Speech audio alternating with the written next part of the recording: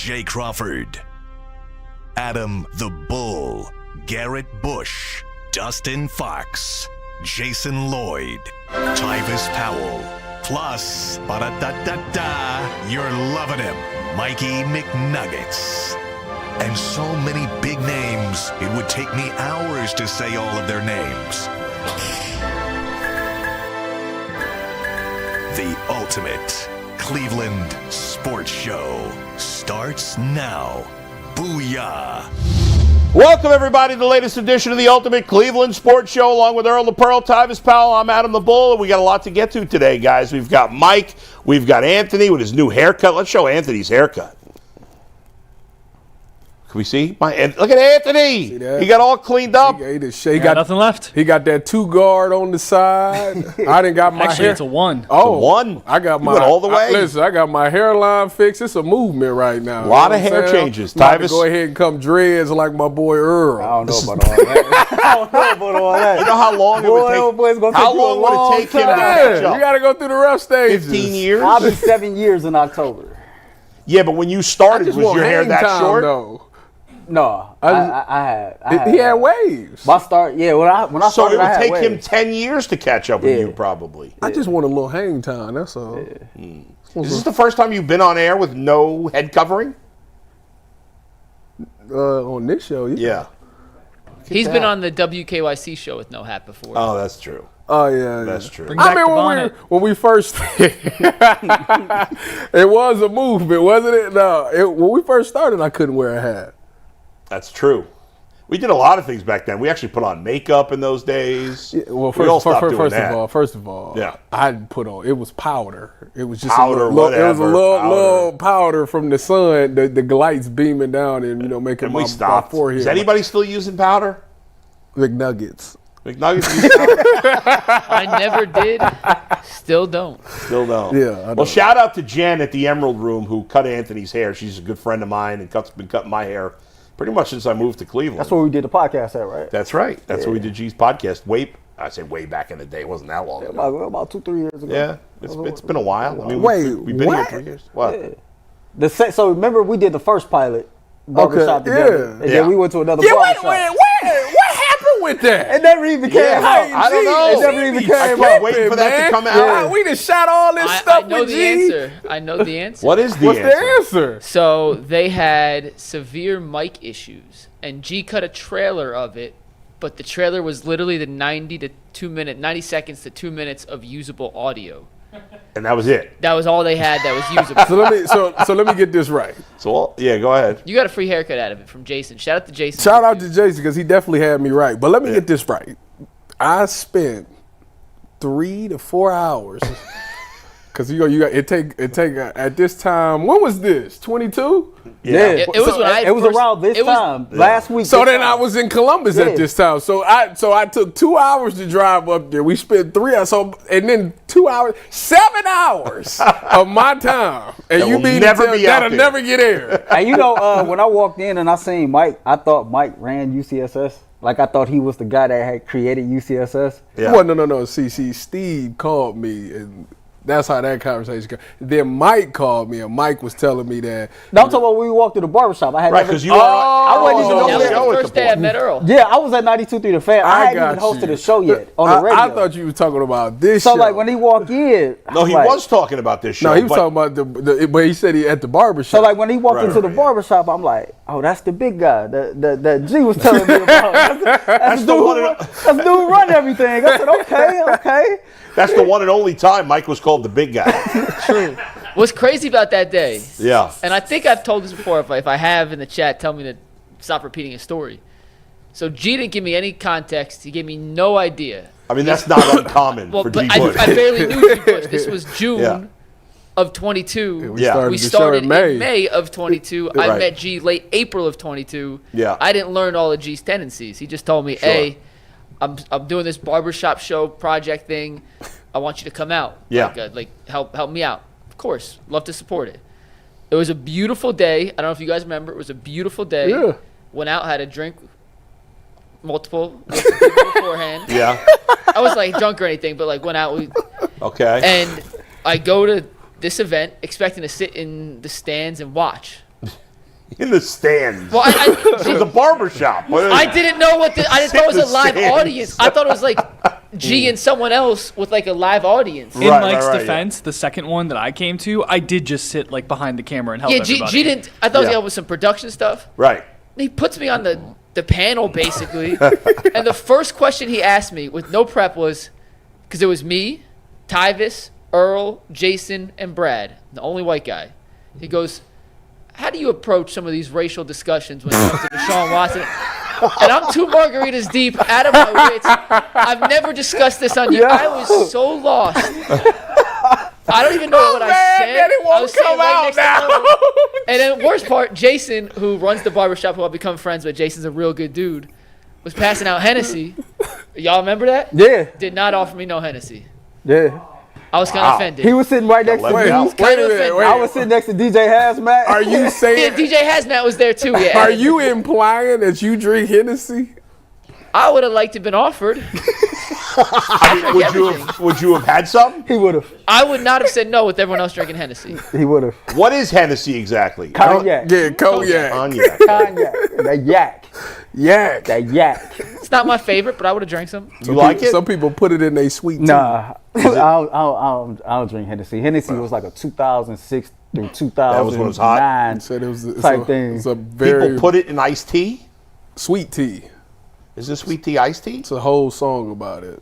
No, but isn't it the same? What's the difference between sweet tea and iced tea? One's sweet and one's I'm not. about to say, What are you talking about? what's Iced tea is sweet and sweet. what- One has a lot of sugar. No joke. One, it's iced tea with a ton of sugar. Is what sweet tea. Well, but iced tea has sugar in it, no? There's unsweetened or sweet, and then Who the there's hell's like drinking What unsweetened is iced tea? happening? That's gross. What is happening? Can we get to it?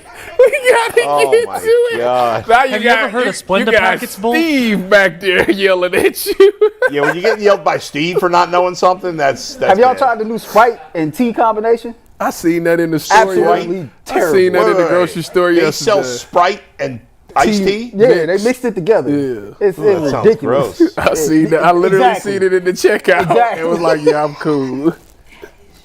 That's nasty. Yeah, it's So ridiculous. so that was Yeah. the barbershop experience. G Right. need to release it just for that reason. Release right the there. audio. We must demand. We got to protest to demand that Yeah. audio be released. I have it Yeah. somewhere, Tyvis. I'll try. Yeah. I'll try and see if it's still in my email archives to dig up because he sent me the pilot. He's like, "What do Yeah. you think?" I'm like, "Where's the rest?" He goes, It's gone. "It doesn't It's gone. exist." And then when we did the second one, I was there. It was at my friend Anthony was Jen's there. barbershop, and we were there a long time too. Yeah, we were. Mary Kay was there. Mary Kay came. Remember That's she right. There was writing no an article in Hennessy the at car? that one, though? A little disappointed. Wait a minute. What's that, Anthony? Wait. We didn't have any Yeah, we did Hennessy too. there. A little disappointed in that one. Yes. So, well, listen. Why should I have to bring the Hennessy? Wait a It was minute. G. Bush's event. G shot 2 episodes. Yes. And neither one of them came Yeah. out. That's correct. Was the second one audio issues as well? No.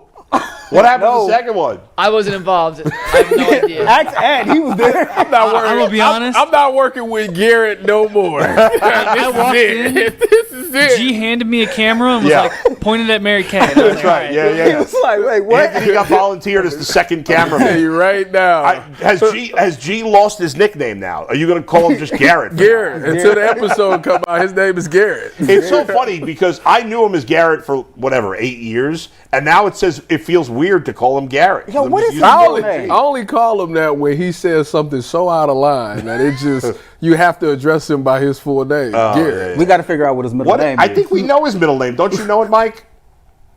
G. Bush's middle name. Yeah. It could be literally anything, and I wouldn't be surprised. To be Bartholomew. totally honest. That's true. Then you can call him GB. I was thinking Bartholomew. Like I don't know. That would be good. Nigel? I can hear Garrett Hey, I found Bartholomew the trailer, Bush. Tyvis, I found You the got trailer. it? Oh, the trailer? I can't play it right now. Oh, no. But I'll show you guys after the show. right. I found the email. All right, we do have. I know it is almost technically summer. We're getting there, but there are still sports to talk about. Browns minicamp starts this week. We learned about Darius Garland having surgery, and the Guardians are playing particularly bad baseball right now.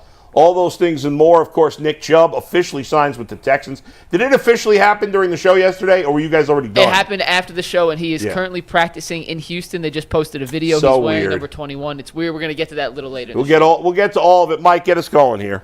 Yeah, let's dive into our first topic of the day, which is brought to us by FanDuel. The NBA Finals are going on, guys. Game 3 is tomorrow night, And whether it's a game-winning shot or a breakout player, there's never been a better time to get in on the NBA Finals action than with FanDuel. FanDuel makes it easy to stay in the game before tip-off and live with player props, performance trends, and same-game parlays. Fans have more ways than ever to play smart and win big. If you're new to FanDuel, it's the perfect time to sign up. Head to FanDuel.com/UCSS and place a $5 bet. If your first $5 bet wins, you get $200 in bonus bets. Make every moment more with FanDuel, the official sports betting partner of the NBA. So, guys, today is the first day of mandatory minicamp this summer for the Cleveland Browns. Last week was voluntary OTAs. Today is mandatory minicamp, which means Myles Garrett, David Njoku, Greg Newsome, hopefully Deontay Johnson are in attendance for the Browns alongside with all the rookies and some of the guys who were here last week for OTAs. Tyvis, I wanted to ask you this, though, because I actually don't know the answer, and I think you can give us some insight that we can't get elsewhere. But can you explain what the difference is between voluntary OTAs are and mandatory minicamp in terms of what are they doing? Is it a ramp up in practice? Do these reps matter more than what we saw last week? What's the differences between the two different offseason programs? The biggest difference for me when I was doing it was that one was like an all day. So mandatory minicamp is like an all day affair. It's like how you would do it if you were in season. So you would come in at 7 o'clock, and some days you wouldn't leave till 5, 6 o'clock at night, to where OTAs, you come in the morning, as soon as practice is over, you're out of there. So you could be done at like 1:30 and have the rest of the day. Mandatory minicamp is getting you revved up for, or getting you ready just to see if you're in shape and things like that, but to get you ready for training camp, because that's the closest thing you're going to get to a training camp day is mandatory minicamp. So that's why it's vital that they get those guys in there so they can get those 3 practices, so they can kind of see where guys is at. Guys can get into the groove of what it's going to be. They'll get 6 weeks off. They'll come back and boom, it's time to roll. Still no pads. No. You don't Still get no hitting. Nope. And so, I mean, so it's a longer day, and you have to be there. Yes. Unless you're holding out, of course. Is it more classroom work? Yes, more meeting times, because you'll go to practice and then you'll go meet again after that. You'll go do team meetings, offense, defense, then position, and by that time it's time to go home. So they basically use this 3-day as a mock period of this is what it's going to look like every day once you get to training camp. Yep. For the rest of the season. Yep. As far as we know, every Browns player is going to be there. I mean, I think there's maybe some thought that maybe Deontay Johnson won't because he wasn't at.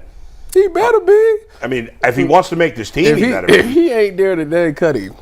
Yeah, you might as well. I mean, Seriously. Cut him. I mean, I don't know if you're Deontay Johnson, how you don't show up. That's to why I said camp anyway. it's something deeper than just the X's and cut him. Right. He don't want to be here. Cut him. So the guys, I mean, he would get fined. Like you missed. These is the days that you get fined for missing. Yeah. So for a guy that has an unguaranteed contract, I think he would be there. I'd be shocked if he ain't there today. I'm not gonna lie. We'll find out in the next half hour because Yeah. that's when we'll get the official updates from all the beat reporters who are out there, who is, and hopefully it's a nobody, but who isn't there as well. Yeah, I mean, I think we would have. Well, I guess with Deontay Johnson, we only would have heard if like Myles Garrett wasn't going to be there or some big name. Otherwise, We can confirm Myles is there. Yeah, I mean, there would be no reason to believe he wouldn't be. But because it was a big story that Trey Hendrickson wasn't in Bengals camp, which TJ Watt skipped this morning too. We So that's knew all what's because happening to TJ Watt. they're seeking a new deal. So once if they sign a new deal, it's gonna waive all them fees anyway. Right. And we don't have nobody here that might surprise us and say, hey, I'm not showing up. You don't think so? Because of a contract? Yeah. I can't think of anybody. I think David Njoku would probably be the only one. Is this a I think contract year for him? I think this is the last year of his deal. Me and Mike talked about this a little bit yesterday. Either him or G New, but like G New's been at OTAs the entire time. Usually, the only guys you see holding out now are guys that are pissed about their current contract. You know what I mean? Yeah. Which is TJ Watt, which is Trey Hendrickson. James Cook. Although James Cook I read is there. is going to be at Oh, he minicamp. is there? James Cook is there. Yeah. But, Terry ain't show up. I can't believe Terry. I Yeah, ain't mad that's at you true. though, Terry. Get your money. Yeah, I mean, he deserves to get paid. Yeah, I mean, he's another guy. He just had his best season. I started this Buckeye wide receiver. I mean, if I'm Terry McLaurin, it's interesting because he's not getting Jamar Chase. No. But if I'm him, I want T. Higgins money. I want more than T. Higgins. I think he's earned that. Right? He's in This that guy's group. hasn't he had 1,000 yards? Like, He's Yeah. been steady and And consistent. And he's his played with no terrible quarterback. With no quarterback. until this past year. what do you have, like 1,600 this season or something? No, I don't like think it was that much. What did he have, Mike, this past year? Because before this year, he played with horrible quarterbacks, I think, every year of his career. Terry McLaurin had 1,096 yards and 13 touchdowns. 13 touchdowns, though. Oh, that's what You it know, was. The touchdown. the yards weren't crazy. 13 but tutties is crazy. 13 touchdowns with a Jamar rookie Chase quarterback. had 15 to end the season. Second most in the NFL last year. Oh yeah, he getting paid. Yeah, so he's going to get – what did T. Higgins end up getting? I don't remember. Do you remember, Mike? Like money? Yeah. T. Higgins got a 4-year, $115 million extension, which feels about right. They can give him that. He get a little bit more. If I'm McLaurin, I want 4 years, $120 million. I want a little more than T. Higgins. yeah. I would bull. Give me 120.5 just in case somebody try to reset me. Yeah. Well, the problem That's is it. And you got to get like – and they can do it because they don't have to pay Jaden McDaniels, but they did just trade for Laramie Tunsil yeah, but like – Traded for Debo too. and Debo. right. They but- said I just seen a report Those guys that are both at the end of their contracts, though. yeah, those guys are – right. I just seen a report that said Debo was getting locked up by the rookie corner they got. Yeah, I don't know. I would be interested to see. I don't know how good Debo is at this point. He got to lose. I told you, he got to lose like 15, 20 pounds. Yeah, he got a little big last year. He was trying to, because CMC went down, yeah. so they wanted him to try to play some running back too. Right. He got cut that weight. But they're not – they have no – that I can think of. They don't have a lot of long-term money invested big in anybody on offense. Maybe, what's his name? Their guard, Scherf? They have He's older, though. he's probably got a longer-term – Well, that's because they ain't had nothing. But who else do they have? They're running backs.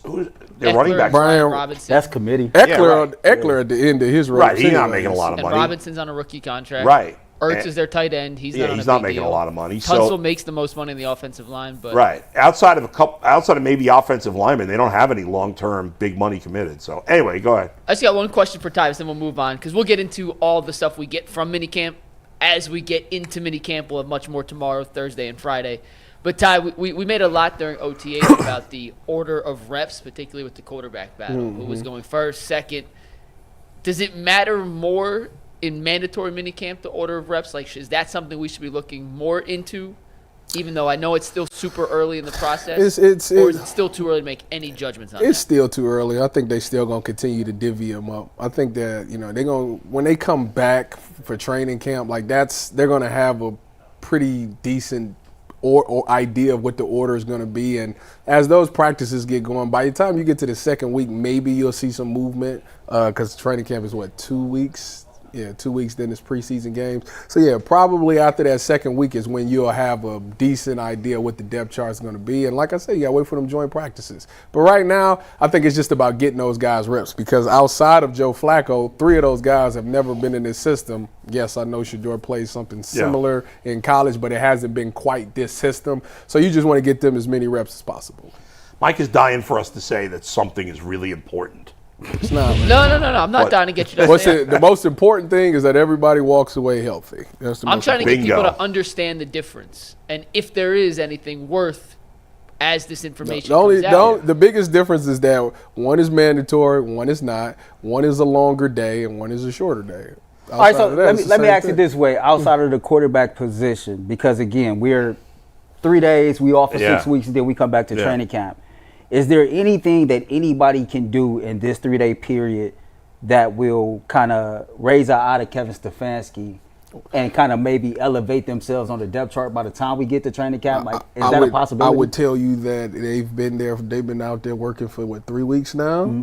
If But they they ain't did haven't- it, but it ain't why would they do it over these 3 days? Like, That's true. Like, you at least got to show me some production. Like, you talking about a guy that's not there, like a David Njoku. Well, his spot is kind of solidified. Like, those guys that skip OTAs spots are usually solidified. Now, Deontay Johnson, I don't know what you got. You better come out there and you better look like you in great shape and that you can pick that playbook up like it ain't nothing. And you better be able to get in and out of breaks, because I'm telling you right now, you'd have missed OTAs and you don't know nothing and you out there looking lost, boy. You be running with the 2s and 3s real quick. I told Mike on that tip, stereotypes and perception is real, and he has this stereotype, and he got some bad papers behind his name of being a me first guy and a bad teammate. And when you come to a new city, a new team, and you trying to learn a new system, like that's a good way to make a good impression on this fan base and on the organization that you for real, and that the stuff that they heard about you prior to, it ain't all that true. He dropped the ball. That was an opportunity to change the narrative. Absolutely. He dropped the ball on that. Yeah, I mean, when you have as bad a reputation as he does, and he's talented. I mean, that's really the reason he's getting another chance. Mm-hmm. It's a bad idea to miss voluntary minicamp. Yeah. Like, Myles Garrett can do whatever the hell he wants. Yeah. Joel Bitonio can do whatever the hell he wants. Them guys. You're not them. They have jobs. They're getting paid. Is Jason there today? I need Jason's there today. Jason, Zach, Mary Kay, Daniel. I need all of them to be like, Spencer, or everybody. They did one-on-ones today, and Deontay Johnson, they couldn't nobody stop him. He just created so much. That's what I better hear. Deontay Johnson made a great play today. Like, I need to hear that. Because if that's the case, I could care less about you missing OTAs. But in the end, like, the guys in the front seven, the offensive linemen, the running backs, like, what can those guys show when there's no pads? Nothing, right? Nothing. I mean, it's just, what can they do? Nothing. So, by the way, one other thing, I was talking about this little on my podcast, and I just wanted to bring it up today because Andrew Berry's track record at this point is bad. Right? Mm-hmm. And I think part of the reason they kept him is because he and Stefanski are a team, and I think they were like, okay, we got to keep these guys together. They've been working together. And the hope is that, like, this is the first full draft he's had in a number of years. And the hope is that he's learned from his mistakes and that he can get it right. Mm-hmm. And for all the talk about the quarterbacks, and we've talked so much about the quarterbacks, it's the first 4 picks in this draft that the Browns made. Right, Judkins, Mason Graham, Carson Schlesinger, and the tight end. Fannin. Yeah. Those 4 guys, to me, will make or break Andrew Berry's career here in Cleveland. Yes, if he gets those guys right, because if those 4 guys need to make an impact this year. Yeah. And there's no reason why the 4 of them shouldn't. Unless something weird happens, Graham, Schlesinger, and Judkins are starters. Let me ask. And Fannin is a number 2 tight end who's going to play a decent amount. So those guys need to play, and they need to play well, have an impact. Now, I'm optimistic. I like them all. I've given Mason Graham a hard time, but it's mostly because I wanted Travis Hunter more than anything against him. There's a lot of potential with all those guys. I think we're all optimistic about those 4 guys, but they've got to hit. So let me ask you. Because otherwise he's never going to get a chance to find out if Shador is good or Gabriel's good or if they have to draft a quarterback, because somebody else is going to get that choice, to me, if these guys don't hit. Well, the thing is, I think for Shador and them and Dylan, the worst case is AB get fired, because now you bring in a new GM, and that's not my dude. I didn't draft him. But ultimately, you can't keeping a guy for just because. Well, no, I agree. No, I agree with you. Now, my question is, what if 3 of the 4 hit, and the one that doesn't look that great is Mason Graham? That picks. If that happens, that means he would have swung and missed. No, wait. In terms of hitting a legit. But let you do this? Let me explain. Let me explain. Like, what if it's not like he not bad? But he's not worthy of a top 5. But like Malik Collins is just a better D tackle because he's a veteran. It's not even Malik. Look at what you gave up. I'm just trying. Travis Hunter is going to set this league on fire. What if Malik Collins is like just making plays like him and Mike? Look at this graphic. Yeah, look at these are the defensive tackles drafted in the top 5. Listen, look. The last 15 years. He's got to be. Listen, I hear you. He's got to be. I'm just saying. If Mason Graham at the end of this year has 1.5 sacks, Andrew Berry's gone. That's it. If Harold Fannin doesn't make a huge impact the rookie year, and the other guys do. But what if the other three do? Like Harold, to me, I don't care. Carson Swessinger and Quinshon all look good. I said the 4, but Graham's got to hit, don't you think? Yeah, I think you do. Right? Yeah, absolutely. You gave up on Travis Hunter. All I'm saying is, what if Malik Collins is just he been in the league. Bro, do you know how much of an epic fail that'd be? He played next to Myles Garrett. If he's not good, he was drafted in the top 5. You line up right next to Myles, or between Myles and Mike Hall Jr., and you're not good. What if he? That's an epic fail. Okay, so he don't get. Let's say he finished the season with 3 sacks. I'm gonna be big time disappointed. With 3 sacks? You got hard. Look. Well, it's the eye test, though. You'll know it's not necessarily. It is the eye test. And it's tricky with a defensive tackle because there aren't a lot of stats. But you know what? The nerds who study this for a living, they got to be talking about him as a Defensive Player of the Year candidate. I'm sorry. Defensive rookie. Defensive Rookie of the Year candidate, not defensive player. I hope so. Yeah. I want to hear it. I'm just saying. The guy was drafted 5th overall, and you passed on, and you guys know how much I hate this word, so it means something that I'm going to say it. You passed on a unicorn. And both, to your point, that Yes. means in 6 years, his 6 first-round draft picks would have been Jed Wills, Greg Newsome, Deshaun, and Mason Graham. Right. If Mason Graham's not good, that is 6 first-round picks, essentially. I know Deshaun, it counts as 3 first-round picks in a different way. It'd be three guys that you're not building your team around moving forward. He's betting on a younger, taller version of me. That's what he's betting on right Let's now. spin it another way. Like, let's say if 2 of the 4 is good, yeah, but you get something out of DeJuan Jones and Jamari Thrash turns out to be a player. All right, as long as Mason Graham's one of the good. if Mason Graham, let's say Graham and Judkins are good. Boom. Cool. Fantastic. Schwessinger's okay. Fannon's okay. I'm okay with that. I can live with that. But that to me is it's gotta. But Mason Graham better be one of the 2. See what y'all doing is y'all doing exactly what happened to Jed Wills. Like, because of the fact that Jed Wills was replacing Joe Thomas, it was this pressure. Who's he replacing? Well, no, I'm saying the reason that Mason Graham got all this pressure is because they could have had Travis Hunter and they traded the pick for him, technically. But don't it balance out? That's why he go. But that's not like. No, the pressure balance out. You play next to Myles. Yeah. Like, the pressure balances out. That's fair. That's fair. Yeah. I can't really argue that. Although Jed Wills is playing next to Bitonio. Yeah, that's fair too. Damn. But he much more on an island though. Yeah, like that's true. This one, like they not even worried about you, right? Mason Graham. Like, no, they ain't worried about Myles. So that's fair. All right, Mikey. Let's get to our next topic. We're going to get to some Nick Chubb stuff a little later in the show, but we got to talk about Darius Garland and the toe surgery he had yesterday. This Darius topic is brought to us by Buckeye State Credit Union. If you haven't heard of them, meet your new favorite financial partner. Buckeye State Credit Union is a local institution offering everything from checking accounts to home equity lines of credit and auto loans with some of the lowest rates in Northeast Ohio. Their Cleveland branch is in Shaker Heights, which is one of 5 locations across the state, making it easy to find one near you. If you can't get to a branch, no problem. They make banking simple with digital banking. What sets them apart? They make banking personal and convenient. At Buckeye, their focus is you.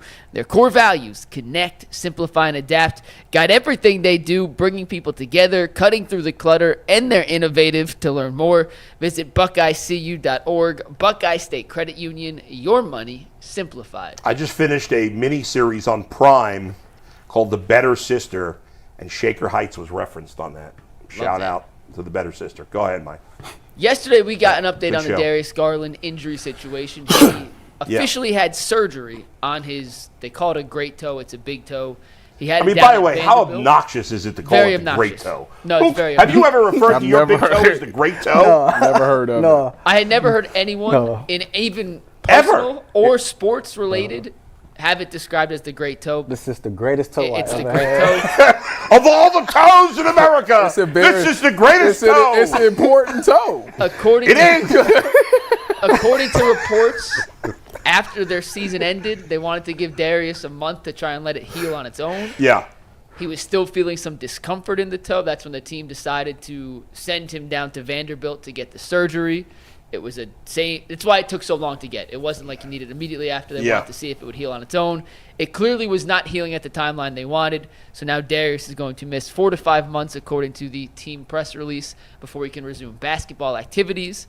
That means he's probably not going to play, if you look at that 4 to 5 month timeline, until December in real games. So he's going to miss the first 10, 15-ish games of the season. A couple different areas and avenues I want to dive down on this. But Tyvis, you are wearing a Darius Garland jersey, so I'll start with you on this. Knowing he got surgery, does it change the way you view Darius and his quote-unquote toughness and willingness to play through injury, or does this not impact how you look at that situation whatsoever? Well, obviously, I'm a Darius Garland apologist, and if Garrett was here, he wouldn't care about none of this. He really would. That is true. And it's unbelievable. I would look at him like he out of his mind. But no, I mean, I think when you look at it from a standpoint that he's got to get surgery on this, the fact that he gave you anything, and the one game where he had the 25. To think that he did that on a toe that's messed up, and then the next game I think he had like 10 or 12, and clearly you could tell he was discomfort. And what was the most impressive thing, although they lost the game, and it was like, I think the last game they was down by like double digits, he messed his foot up again, and you could clearly see it. He left the game, but he still came back into the game to finish the game, and I was like, all right, this is a dude that's, he realized, like, I just want to be out there with my brothers and stuff like that. So I actually gained a lot of respect for him for being able to do that. It's just unfortunate because the guy is so talented, but he's becoming the guy that you can't depend on in the playoffs because he keeps getting hurt, and then it's unfortunate. So obviously I understand why people are making the decisions that, Darius is one of the guys that they want to trade. I don't know if you can now with this injury for a guy that's going to miss, the first couple of weeks of the season. But I definitely look at him like to be able to grit through that, because a lot of people, we know people on the Cavs that last year said, I don't care what you do, I ain't going back out there. And so to see him still go out there and put effort, you gotta respect that. Yeah, for me, it don't change anything for me because I never had an issue with Darius not playing. I never kind of brought his toughness into question because he wasn't out there. Toe injuries are for real. And when your toe is messed up, like your great toe, like you can't put no pressure on it. First of all, you're not gonna say that. You gonna call it what it's all called. in on the great toe right now. It's the greatest toe I ever had, man. I'm telling you. But if your big toe is messed up, right, and it really, really hurts, I ain't had many injuries and things like that, but I have feet problems, right, and my toe hurts. And when it gets to hurting that bad, it's hard to walk. So imagine how hard it is to run, jump, cut, things like that. The fact that you was out there at all, giving any type of effort, I gotta respect that. Like Darius is somebody, he hear the noise and he knows his toughness is being called into question more often than not. And so hell yeah, you gotta, you gotta tuck it up and you gotta get out there and you gotta do whatever you can. It's unfortunate to Tyvis' point because now he's starting to become a little injury prone. It seemed like every year for the last 3 or 4 seasons, it's been some type of injury that's been associated with him that has derailed his season in some form or fashion, whether it be early on in the season, middle of the season, playoffs, whatever. I think it was 3 seasons ago he got hurt the very first game of the year, right? And then he missed some time and his season is never the same. So it's just always something. It's like this dude has some bad luck. He is very talented. He is very skilled. I know Mike has set the next part of it up. I don't really think it's going to hurt his trade value all like that, to be honest with you. See, I do think it is. To me, it's a disaster. We'll get to that in a minute. But overall, no, it don't change anything for me because I never really was questioning his toughness because toe injuries are more significant than what they sound. Another change is for me, and I was questioning his toughness. And the only reason I was is because a couple of NBA champion former Cavaliers were they not? They were? Yeah, they were. Okay, so I wasn't going to question his, want to get out on the court. But once Richard Jefferson and Channing Frye were dogging him, I was like, well, okay. I mean, I think it's fair game. Those guys know what the hell they're talking about. Unlike me, they've been through the situations that Darius Garland has been through. And just because he had surgery, nobody thought he wasn't hurt. We all knew he was hurt. But some guys can play through it, and some guys can't. Donovan Mitchell was hurt. There's a lot of guys who have surgery after the season, but they play through it until that point. So the fact that former Cavaliers champs, longtime NBA players, are criticizing him, to me, tells me all I have to know. And by the way, there's a new thing going on that I can't stand that relates to this. You know how we had everybody was throwing out the crying Jordan there for a while, which was getting really annoying. Everybody was like, then this became annoying. I didn't have that on my bingo card, whatever it is. People doing that for a while. Now the new thing that people are doing, driving me crazy on social media, is today's a tough day for the Darius Garland is soft crowd or whatever. No, it's not. Nothing changed. All of us, me and everybody else in the Darius Garland is soft crowd, nothing has changed. It was not a bad day. You're just an idiot. Now you're all right. I'm kidding. Go ahead, Mike. So Jason and I did a Cavs show yesterday on this and how it impacted. So if you want some more stuff, you go listen to that. Yeah. I can't believe I'm actually on both sides on this one. Look at that. And I am not in he's necessarily a soft player. Yeah. But this was all a pain tolerance thing. That's Him right. getting surgery a month after was because he was still feeling the pain. Yes. No one ever said Darius wasn't hurt. No one ever said Darius isn't tough. It's your teammates need you to be out there at a certain time. And I said this last night. I'll say it again. It goes back to Game 2. In Game 2, the Cavs ran out of gas at the very end, right? They had that crazy meltdown. They couldn't get the ball over half court in the final 48 seconds as Indiana made threes, got rebounds, all that stuff. Even if Darius gave you 10 minutes in that game, that's 3 minutes of rest for Donovan. Yeah. That's 2 minutes of rest for Sam, and maybe that's enough juice to have in their tanks to be able to break the press late in the game. I thought Darius should have played after they lost the first game. Jason and I were on the same page. Yeah. Don't play Darius till you lose. Once you lose, if it's simply pain tolerance, which this just reaffirms and confirms that report, then you got to get out there and play through some pain. Even if you're not at your most effective, you being out there helps and slides everyone back into their normal rotations. So when I saw this yesterday, I was like, I thought Darius should have played in Game 2. I think if Darius plays in Game 2, even if he doesn't play that well, him simply being out there is enough to push the Cavs over the top. Then it's a 1-1 series going back to Indiana. They probably lose that series anyway, but it's certainly a different complexion, and we feel a lot different about the series. So I'm with you, Bull. This doesn't change anything in how I look at Darius, but I do think it does impact his trade value. I don't think you're getting 100% of the same package now for a Darius Garland who won't be ready for the start of next season as you would have if this healed naturally and he would have been ready for training camp and so on. Before we even get to the trade part, I guess, Mike, my only pushback to you would be, can we really say with 100% conviction that the reports is true? And I say that because we all on this panel know how the Cleveland Cavaliers has gone about putting information out there when it comes to injuries. And more often than not, it kind of made the players look worse than what it was because you find out later. Because they were listing them as questionable? And you come to find out later, okay, like the injury was a little different. I ain't saying it was not pain tolerance.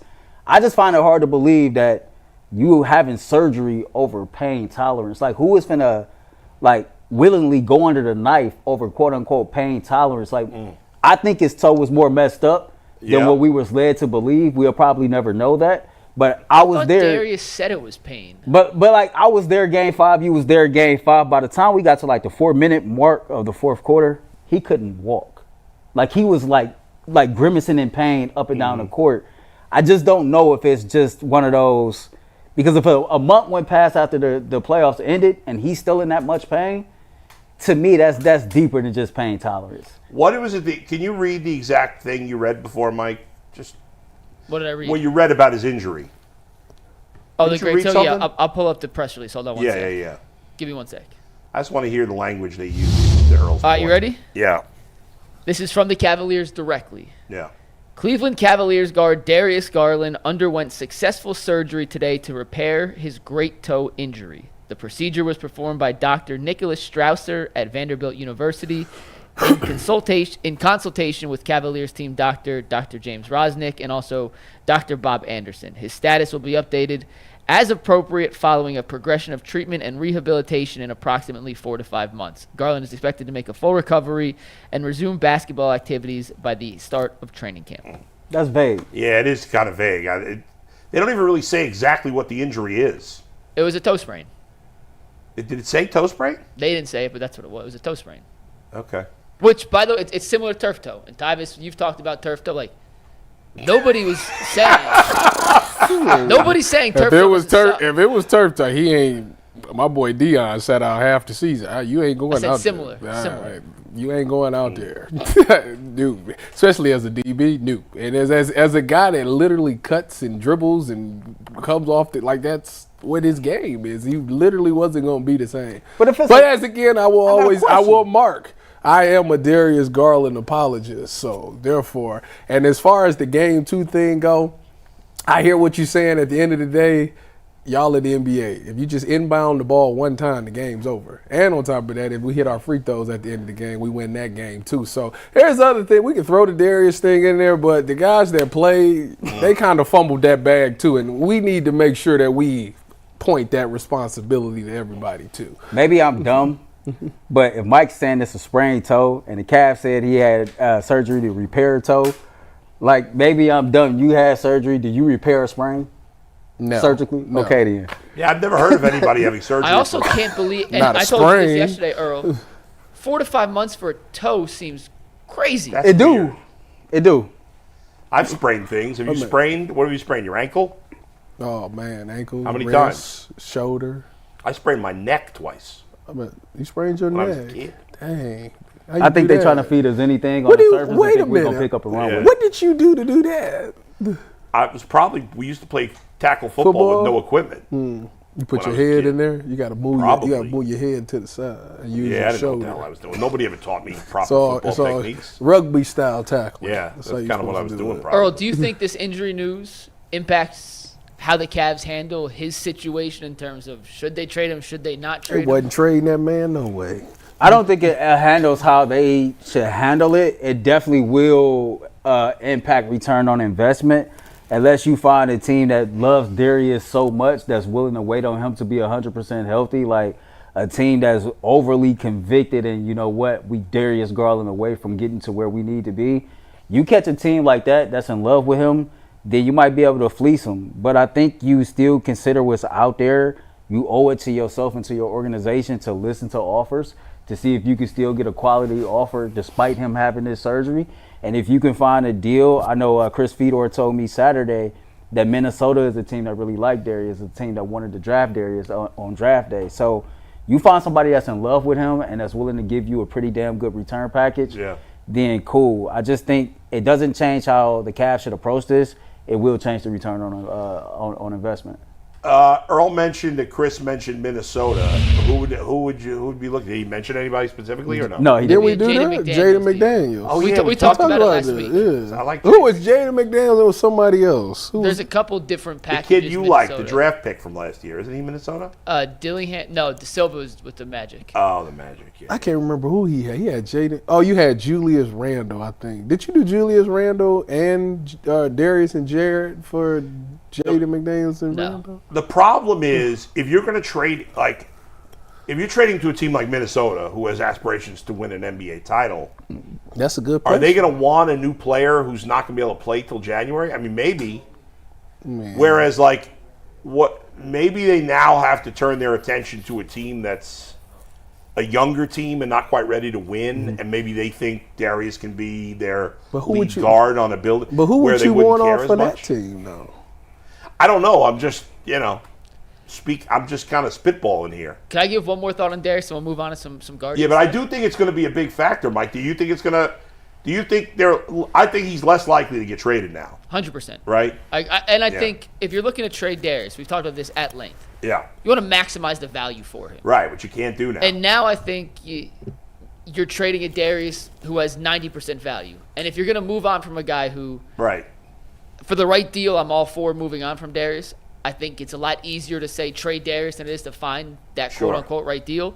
Now you're going to take off some of the value, which does absolutely make it harder to trade. And just like last week when we went over some of the Allen and DG trades, and DeJounte Murray came up, and Jason and I were like, That's who it was. No, it was Dante DiVincenzo with Jaden. DiVincenzo. That's who it Yes. was. Yeah. But with DeJounte Murray, he's coming off the Achilles injury. If you're on the same team, it doesn't really matter. But for a point guard in particular, you want him to Right. go through training camp. You Yeah. want him to get those practices because they practice more in training camp, in the preseason, in the lead up to the season, than basically do the entire Right. actual season. If Darius can't resume basketball activities for 4 to 5 months, 4 months from today, or 4 months from yesterday, is October 9th. 5 months is November 9th. The season starts on October 21st. Darius is most likely going to be out for that portion of it. And if you're bringing a point guard to another team, those are kind of the practices you want him to be at. So I do think it devalues him a little bit. To me, it seems even more imperative now that they trade Jaire Allen, right? Because I believe the Cavs are stubborn and they ain't gonna trade no more. I just got it in my gut feeling that they just like, you know what? Indiana Pacers was just hot this year, and that they can beat the finals. Listen, they had more offensive rebounds than the Pacers. I agree with Tyvis. I just don't think they're going to do it. I'm sorry. I listened to his press conference. He was 3 sentences in, and I was like, yep, he running it back. 3 sentences in, he was talking about the average age of the core four and what they accomplished this year and how, like these things take time in the NBA. That right there was like, no matter how much I think they should make a change, Kobe telling you what I'm telling you, he loved what he put together, and he going to see this thing through. Mike, can you get me the garbage can? I think I have to throw up again. I can't do it. I can't watch this Let me give you new players. Let me give you one unintentional benefit to this Darius thing. Oh, boy. You never want guys to get hurt. Ever. Todd Jerome. Nope, not even that. However, we have all discussed, and I think I've been leading the campaign, that if the Cavs are going to take that next step, they have to make Evan Mobley more of a focal point on offense. How do you do that? Well, you have to force him the ball, bring his usage rate up, run stuff through him as opposed to make him the fulcrum, right? What better way to get real game reps at that bull than the start of a season where Darius may be out 15, 20 games? Yeah. And this is and Kenny Atkinson talked about from a defensive standpoint, I assume he feels the same way on offense. We can practice all we want, but we got to see it in the game. We're going to throw out a 2-3 zone, a 3-2 zone, a 1-3-1 against teams so we can look at the tape and figure out how we can tweak it for the playoffs. Well, how can you run an offense through Evan Mobley and get that tape so you can go back and fine-tune it for later in the season? Well, you do it in the first 20 games of the year when Darius isn't on the court, and then as Darius works his way back in, Darius figures out, okay, how do I play alongside this version of the Cavs offense? It's different than what we saw in 24-25. Right. It's the offense that I believe has the highest ceiling for them to win a championship, and then Darius figures out how to fit back into it, as opposed to having Evan trying to figure out how to get more involved while both Donovan and Darius have the ball as frequently as they do. And to your point, if they do trade Jarrett, although these guys think obviously they're not, if they do, then not only now you're without both of those guys, and hopefully a better piece that fits with Evan Mobley if you do trade Jaire Allen. That is a potential benefit of this situation. What the piece is? What's that? You know what the missing piece is? What? Imani Bates. I'm doing it for G. How did that go with G? I'm doing it for G. I saw him tweeting about it. He made his case. I should have never sent him that clip. Oh my God! I saw that. I couldn't believe it. Yo, Mike's point is compelling because Evan Mobley's usage rate do need to come up, and Evan should be more of a focal point.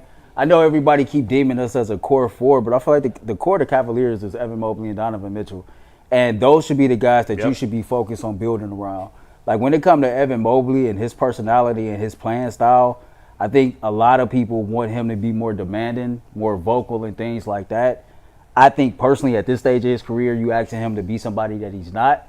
I think the best course of action is to flip Jaire Allen for somebody who complements Evan Mobley as a person and as a player. And I think, well, now you ain't going to be able to do so with Darius, but I think the same thing with Darius. If you know your core is Evan Mobley and Donovan Mitchell, then you need to be able to flip these two guys for players that can complement your core players. And I don't think Kobe is going to do anything with the core four. So I guess for me, Tyvis, the next course of action is how can I make sure I got a playable bench? Because all I keep going back to is in that Indiana series, 5 guys came off the bench, or 5 guys that come to mind.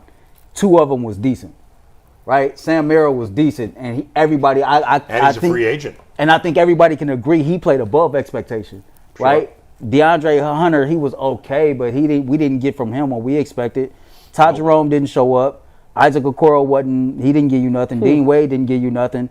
And then Tristan Thompson, he's a veteran, but in a series where you needed an enforcer, you didn't even play him. And so if you're going to keep the core together, at least give us a playable bench. Yeah. that would be good. The problem is, how do they do that? I'll be honest. I heard what Earl said. We were trying to fix something back here. Earl made the point that they need a better bench, and he's right. But you get a better because bench of the cap situation, I don't know how they improve it significantly, especially when Sam Merrill and Ty Jerome are free agents. It's not going to be easy for them to get a better bench, and you're 100% right. They need to have a better bench. Jalen Tyson's the key to that. I'm not sure if I mentioned that, but Jalen Tyson's the key to that. I'm surprised they didn't give him any real chance in the playoffs. I am when too. all the other guys were struggling so badly. Let me ask you a question.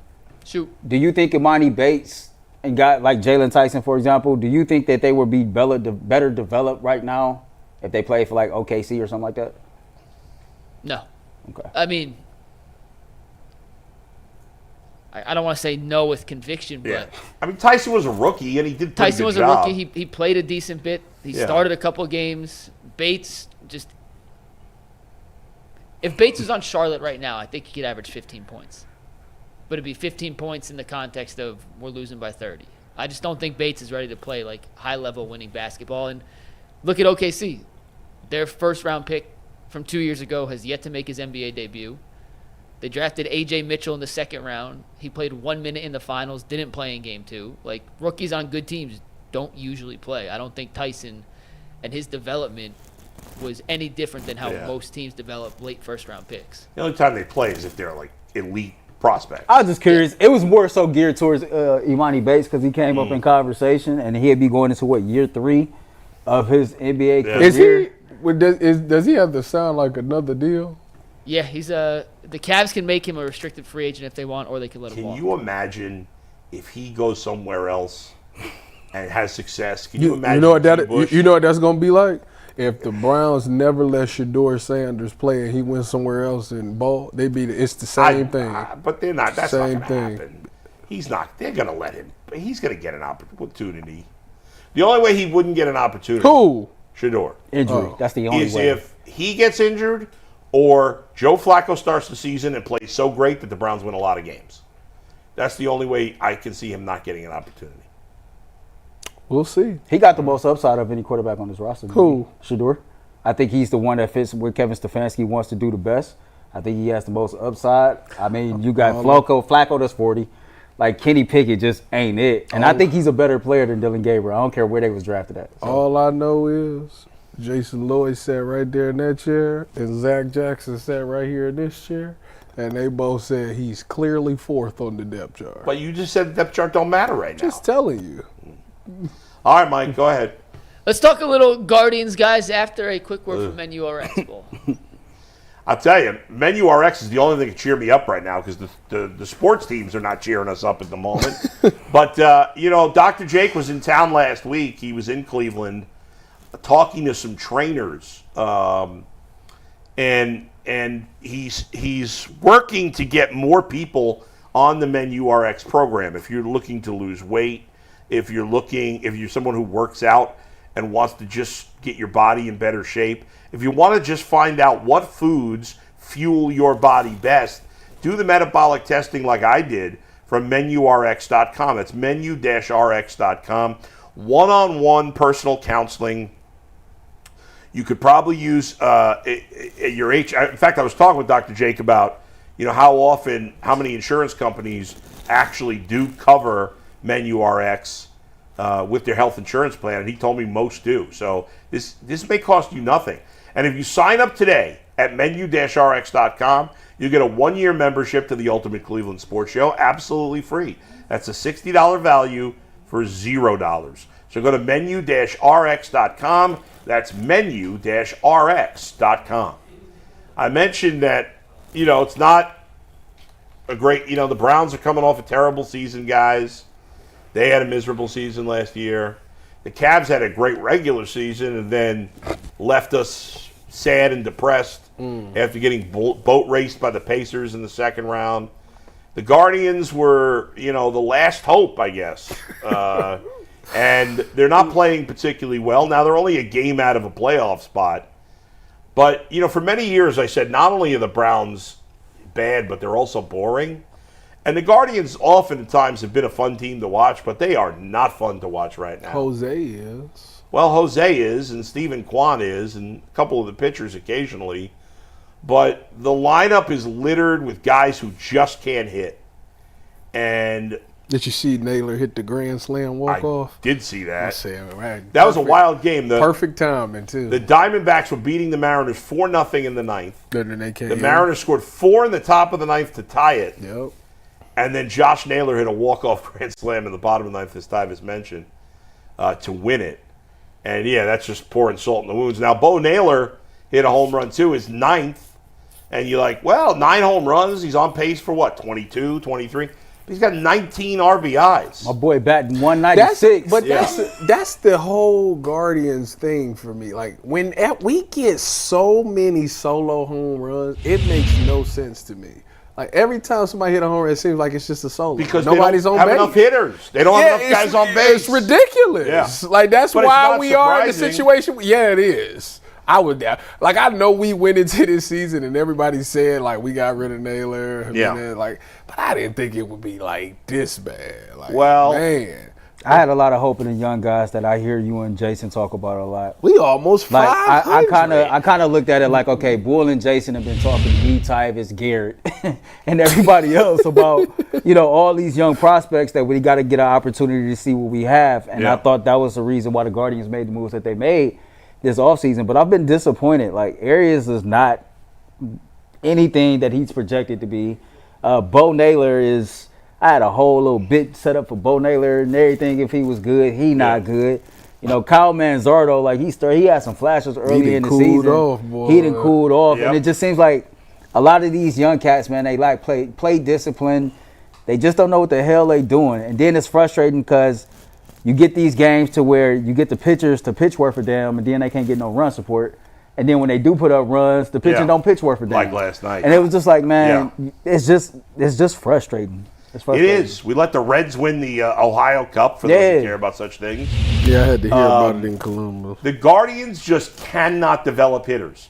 Every hitting prospect they have flops. Everyone. All of them. When's the last Manzardo was looking good, though. Okay, man, I'm not ready to give up. No, he's talking about like came up through the system. When's the last guy? I feel like Manny Ramirez, and that was forever ago. The last guy who was a top prospect that hit was Lindor. I was about to say But Lindor. that's a long time ago. Now, you can say, well, what about Jose and Kwan? Neither one of those guys were big prospects. They both came out of nowhere. Nobody knew who Jose Ramirez was who came to the big leagues. There were 82 Jose Ramirez's in the minor leagues. Nobody knew one from the other. And Stephen Kwan. He messed up, man. Greg Brinda was calling him Stephen Kwan, Quan, for the first 2 weeks he was in the big leagues. Those are the only 2 hitters that have been developed in the last decade. And they were nothing. You look at the laundry list just off the top of my head. Gabriel Arias right now looks like a bust. Bo Naylor looks like a bust. I still think Manzardo is going to be good. He's still having an okay season. I'm not ready to give up on him. Rocchio looks like a bust. Tyler Freeman looks like a bust. He's now in Colorado. Nolan Jones looks like 23 was a fluke. Bradley Zimmer, Clint Frazier. I can go on. Bobby Bradley.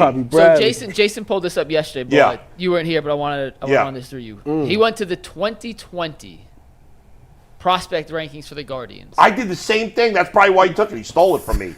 I did that on the Guardians show. So maybe Jason did steal it from you. The Guardians 2020 prospects. Here's their top offensive prospects. Yeah. Nolan Jones. Who's done nothing besides 23. I'm going to give you a name. You give me your 2 words on him. Yeah. So Nolan Jones. Not good. Tyler Freeman. Even worse. Bo Naylor. PU. Good. I'll go with that. George Valera. Nothing. Brian Real nothing. Rocchio. Brian Rocchio. No instincts. Is he still up or is he at AAA? AAA. He's in AAA. Aaron Bracho. Never heard of him. Never heard of him either. Gabriel Rodriguez. Never heard of him. Daniel Jackson. Daniel Jackson? Or Who's on Daniel the Johnson? Daniel Johnson. He just got called Who's on up the to the Giants? majors by, I think, the Giants. The Giants. He's a bust. Bobby Bradley. He's playing in the Mexican League, I think. Sheesh. And Jose Tena. He's a below average player for the Washington Nationals. And last but not least, Yu Chang, who's back in AAA for the Rays. Is he? That's where he is? I didn't even remember. So those were their top 10 offensive prospects. Give me their top 10 offensive prospects in 2015. Can we do that real quick? I can. Ready? Yeah. I bet you Bradley Zimmer and Clint Frazier are on that list. They are. Go ahead. Francisco Lindor. Superstar.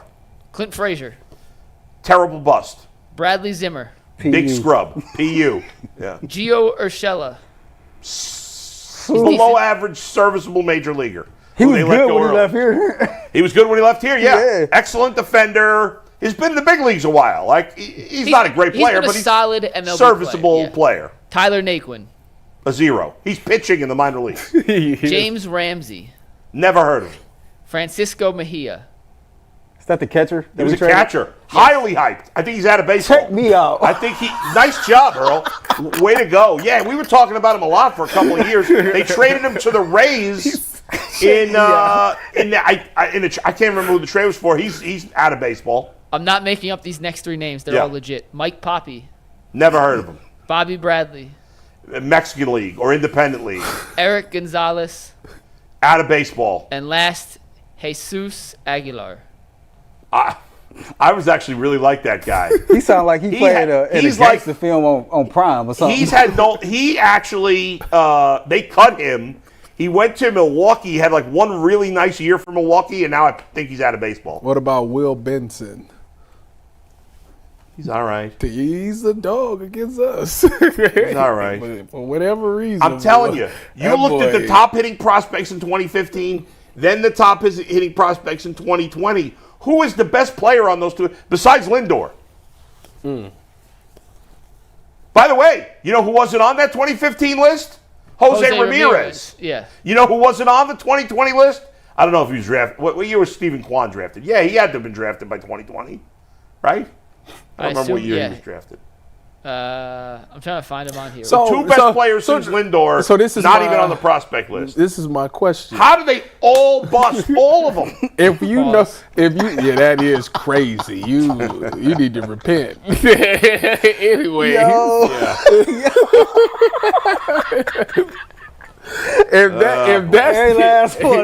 that's the case, why have they not changed like the hitting coach or anything? It's not just the hitting coach; it's the whole system. Okay, so why haven't they changed the system? This is it's not like this is something we just talked about for the past 2 years. It's 10 years worth. Yeah. So why is it that we continue to roll with the same system? I don't know. Maybe they've made some changes in the organization. I'm not sure. That's called insanity. But yeah, it's crazy. And now, okay, Manzardo's been pretty good. We'll see with him. Is Chase DeLauder? We've been talking about him for years. We've been talking about George Valera for years. Now we're talking about Pizzana. I don't have faith in any of these guys. CJ Kafis. They got to prove they're good before.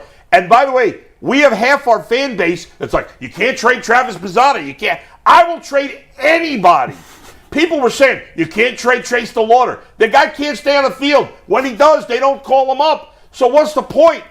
I need them to get at bats for Columbus and Akron. Hey man, Chase like Santa. He's not real. No, seriously. I done heard about Chase so long and I ain't never seen him. I'm starting to believe this dude is not real. They got the Clippers rocking right now. Good. Who cares? Who cares? Nobody cares. Y'all is out of line. They got to trade them or play them. Think about all these guys. Think about in the last 5 years. There were trade rumors around Daniel Espino. Couldn't trade him. Guys had pitched in like 4 years. Couldn't trade Rocchio. Couldn't trade Arias. Couldn't trade DeLauder. Couldn't trade any of these freaking guys. Now it's Pizzano. Can't trade Pizzano. And maybe Pizzano's going to be really good. I don't know. Nobody's good until they're in the majors. You would trade prospects don't win championships. You would trade Travis Pizzana in the right deal. I'd trade anybody. That's messed up. Have you learned nothing? Yes, Travis. Have you? Bull has been consistent on that since the very first day this show started. Since we've been working for UCSS, we still been waiting to see Chase DeLauder in the majors. Have we seen it yet? I remember. For real. In 2016. Y'all out of line, bro. In 2016, right? Y'all ain't wrong. The Guardians traded, the Indians at the time traded for Andrew Miller. It was a great trade, Yeah, right? that's where they traded the catcher from. That's where the catcher was in that trade. No, he wasn't in that trade. Clint Frazier was in that trade. I think though he was in a trade maybe with Tampa to get Brandon Geyer that year. Might have been. But in that trade, correct me if I'm wrong, Mike, they traded Clint Frazier, Justice Sheffield. I don't remember the other guys. Who were the other guys? I don't know, but those were two of their top 5 prospects. I'm looking at Those were two of their top 5 prospects. And at the time, you're like, oh, it's a lot to give up. It was 0. Those guys did nothing. Neither of those guys are both out of baseball. Travis Bazzana was the #1 pick. I don't care. I'm not saying give him away for nothing. I'm saying if I could get a really good player, I'm going to trade him. Like who? I remember when the Cubs traded for Aroldis Chapman, same as Andrew Miller. Cubs traded for Aroldis Chapman. And I remember people saying to me, oh my God, the Cubs gave up a great prospect. So the best guy they gave up was Gleyber Torres, who I liked, I said the Guardians should sign this offseason. You should be a baseball But Gleyber Torres is a nice player. He's a good player. I'd give up Gleyber Torres 1,000 times out of 1,000 times to get Aroldis Chapman, even though he gave the home run to Rajai Davis. But the Cubs don't get to Game 7 of the World Series without Aroldis Chapman. Don't sit on prospects. We've learned this. They've passed up on so many trades because they've been scared to trade prospects. And now all of those guys across the board. Give me the 2020 prospect list again, Mike. Including the pitchers. Give me the top 10. Before I do that real quick, Yeah. and then we're going to move on because we're going to finish up next. So Just to show you that prospect rankings do not always equal actual production. Yeah. In 2016, when they traded Clint Frazier for Andrew Miller, Yeah. on the overall MLB top 100 prospect rankings, according to MLB.com, Clint Frazier was the 7th highest rated outfield prospect in all of baseball. Never did a thing in the majors. Aaron Judge was 8th. Yeah. Clint Frazier was ahead of Aaron Judge. Give me the Guardians' top 10 prospects from 2020 funny. again. 2020, Nolan Jones, Okay, Tyler go ahead. Freeman, Yeah. Bo Naylor, George Valera, Brian Rocchio, Aaron Bacho, Gabriel Rodriguez, Bobby Bradley, and Daniel Johnson. Not a single guy on that list has trade value now. Clase was the 15th rated prospect. Not a Clase was 15th.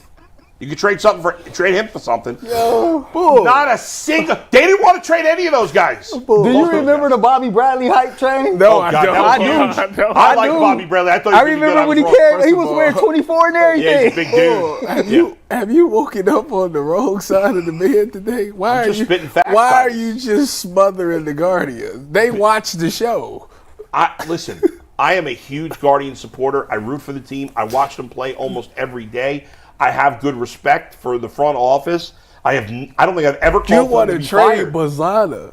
It's not that I want to trade him. not what he said. I You're would twisting his trade him in the words. right deal. You can't be afraid to trade prospects. That's like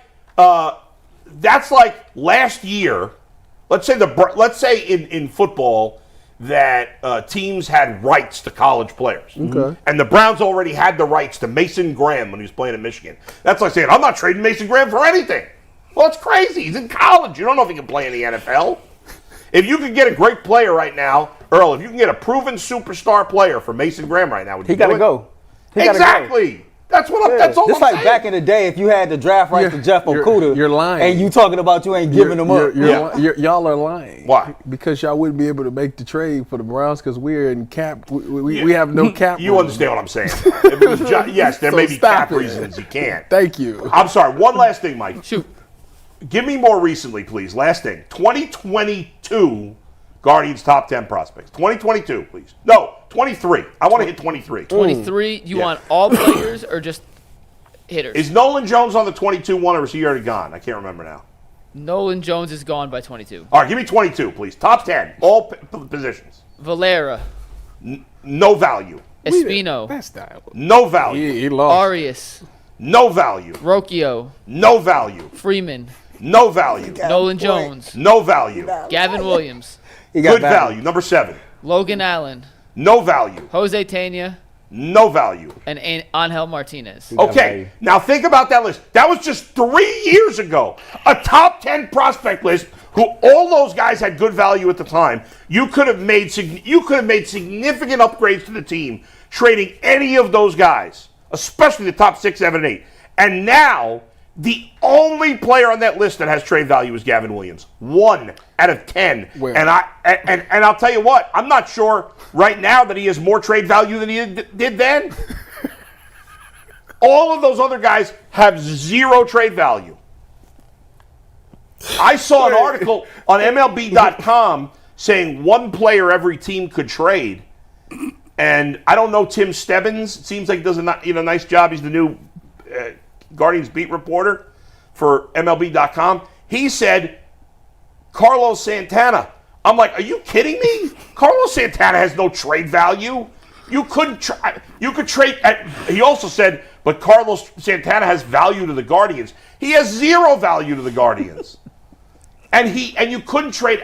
No offense, Tim, you're doing a nice job, but Carlos Santana, you couldn't get anything.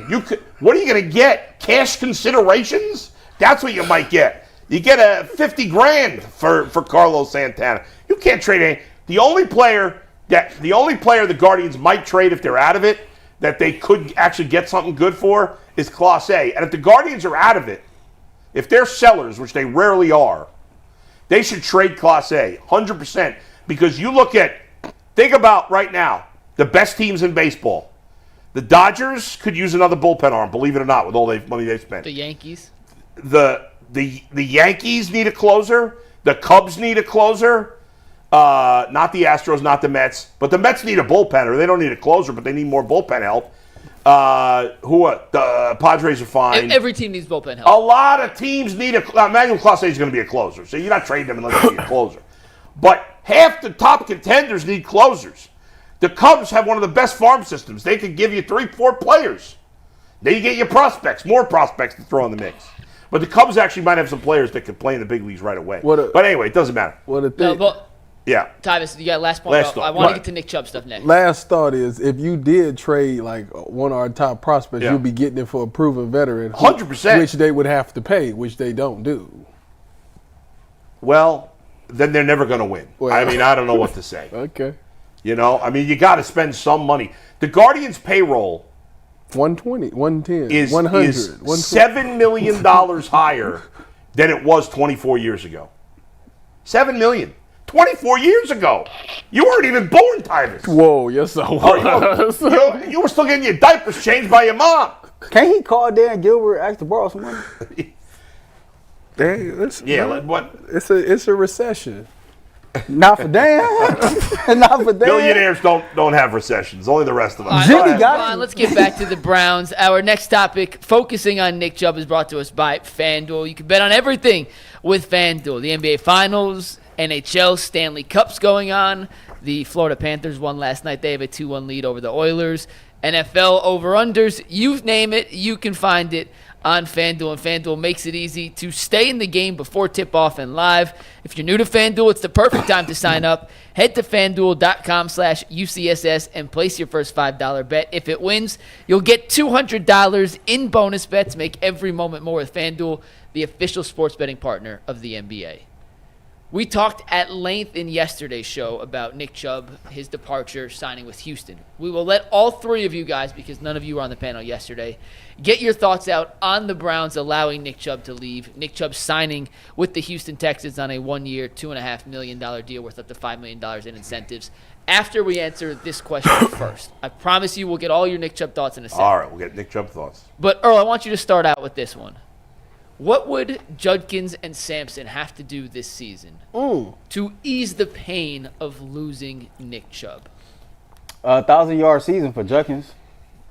I think if he ran for 1,000 yards or anywhere close to it, maybe double-digit touchdowns, I think that is more than enough to get Browns fans excited about the future and, have them feeling good like we have solved the running back problem past Nick Chubb.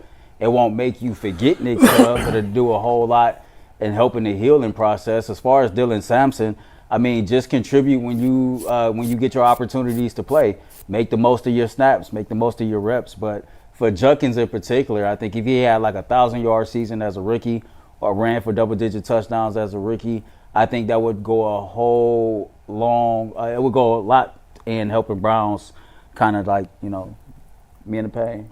Tyvis? There's absolutely not a thing that they could do to help people feel to avoid the pain of Nick Chubb, because for Nick Chubb, it was more than just what he did on the field. He was who he was off the field, and Cleveland is never going to let that go. So it don't matter. They can go out there and run for 5,000 yards, and they still going to say they miss Nick Chubb. So therefore, let's nip that in the bud right there. But what I'm expecting to see out of Quinshon is I need him to be, you remember when Kareem Hunt was here for his last season, and he just, when they got to the goal line and it was a guaranteed touchdown to the point where I can't remember how many touchdowns he had that season, but it was a lot. Quinshon needs to be that guy this year. If he can get 1,000 yards, that would be fantastic. I know Bull could care less about 1,000. No, that might be receivers. Is it receivers? No, running backs do. He don't care about 1,000 yards. He thinks that that's the bare minimum that anybody should be getting. They should be at the 12 to 1,300 yards. I don't think he'll get that. Although I do think they're going to run the ball. And then for Dylan Sampson, for me, all I need to see from him is I need him to be that guy that can hit some creases, maybe break a few long runs off. Because if they're going to move off of Jerome Ford, whether you like him or not, he's a very explosive guy. He rips off long runs. If Dylan Sampson can fill that role right there and do that, then I'll be very happy with the production of both of those running backs. I agree with Tyvis. There's really nothing that's going to make you forget about Nick Chubb. I mean, because it's not just about football, right? Like, so Quinshon Judkins, to me, I want him to have 1,200 yards this season and 8 touchdowns. That would be awesome. That's assuming he's the bell cow back, which I think he will be almost immediately. Because running backs hit the ground running right away, now, unlike any other position, right? They go into the league. The great running backs don't develop. I mean, not that I shouldn't say they don't develop. They get better, but the great running backs are great almost immediately, as long as they have the opportunity, right? That's true. As soon as Nick Chubb had the opportunity, he was great. From the moment he was, and it's the same thing with almost every back. The top backs are great as soon as they get the chance, with very few exceptions. So I think Quinshon Judkins has a chance to be a great back. And so I'm expecting him to be great right away. That doesn't mean he has to have 400 yards in his first game, you know what I'm saying, but just overall be great right away. In terms of Nick Chubb, when the reports came out yesterday that it was official that Nick Chubb had signed with the Texans, I quote retweeted it and I said the Browns suck, and it was a little unfair. People were getting on me. Oh, they did the right thing. Blah blah blah. My guy Cleve TA was texting me. He's like, "What the hell are you talking about? They had to move on." And the reason I said the Browns suck is not because it was the wrong move, and it did appear that the Browns talked to him and maybe he just wanted to go. Which I can't blame him for wanting to be somewhere else. And it made me think, what a waste. Nick Chubb is not going to the Hall of Fame. You don't right? think? I mean, no. He didn't do it long enough. Nah. From the moment he played for the Browns until that injury, he was special. He was. And as Browns fans, you haven't had a chance in modern history to see a lot of special. You've seen a lot of shit. You've seen a lot of crap. You've seen a lot of bad, mediocre, and selfish. You've seen a couple of You haven't seen a lot of special. Yeah, I'm going to say you've seen a couple of specials. You've seen a couple, but not a lot. Not a lot. From the moment Nick Chubb took the field, Tyvis, to the moment he tore his knee up against the Steelers, it was almost always special. And not only that, he was a special person. Now, I don't know him personally, so I'm just going based on what I've been told by people that know him, that have met him. In the entire time he was here, I never heard any stories, anything about a bad interaction with Nick Chubb. He would run into fans. He was always nice. He was always willing to sign autographs for kids. And then on the field, he did everything the way we always talk about players, the way we want, like our ideal of a player. It's all about the team, right? It's all about winning. That's what Nick Chubb did. Nick Chubb didn't showboat. And I'm not saying those things are bad. You want to dance, you want to tap yourself on the chest, whatever. I like a nice showboat. He didn't do any of it. I like a nice showboat. He didn't care. It was about the team. Mm-hmm. He embraced being a Cleveland Brown when not a lot of people would. He loved the town. He loved the team. He did everything with class and respect for the game. Mm-hmm. And it was never about him. He never fought, even when it should have been. He never fought for every last dollar. He didn't. At least it appeared he didn't care about making every last dollar. Nick Chubb was I don't know how many times. It was probably bad that I did this so much. I don't know how many times in the years that Nick Chubb was here, when I did interviews with a beat reporter, with a national reporter, with a Browns player, with an opposing player, I must have asked the question, what's it like playing with Nick Chubb? What's it like coaching Nick Chubb? What's it like watching Nick Chubb? 1,000,000 times. Because I loved hearing that answer because it was a great answer every time. And so, yeah, at this point, I get it. There really wasn't a place for him, Earl. But I'm just sad that he was great, he was special, and he won one playoff game because they never put a team around. To me, you got every right to feel how you want to feel, and I don't think anybody should be, kind of saying you're out of your mind for saying that. It's emotional, but you're right. I think Nick Chubb should have been the exception to the rule. As somebody that grew up in this city, only team I know and love is the Cleveland Browns, and I think about the Browns from 99 to now. Like, man, it don't get no better than Nick Chubb. As you talked about, he embodies what the city is really about. Tough, gritty, he get his work done, he put his head down. He don't do too much talking. He just go out there and he execute the play. That's right. And I feel like when you talk about it from a personal standpoint, Nick Chubb stayed across the street from my cousin's in-laws. And when my baby cousin turned 1, he gave him an autographed picture, right? That's awesome. Last year, we did a back-to-school event at the park. And when we were trying to find cool things for giveaways, Nick Chubb offered up one of his Cleveland Browns jersey to be raffled off and won at the giveaway. Yeah. So who he is as a person, what he does in the community, the charity work, what he did on the football field, and what he just, how he represent the fan base and represent the city, he will be missed. And I think everybody who feel like the Browns suck right now or is pissed off at Andrew Berry right now, that's energy that they earned because the expectations has been so high for this team over the last couple of years, and they failed to come through. And everything on the wall tells us that this is going to be a tough year for us as Cleveland Browns fans. So the least that you could have done is give us our favorite player back in the folds. Give us something that we can be excited about, something that's familiar to us, what's going to be and what's about to be a stressful season.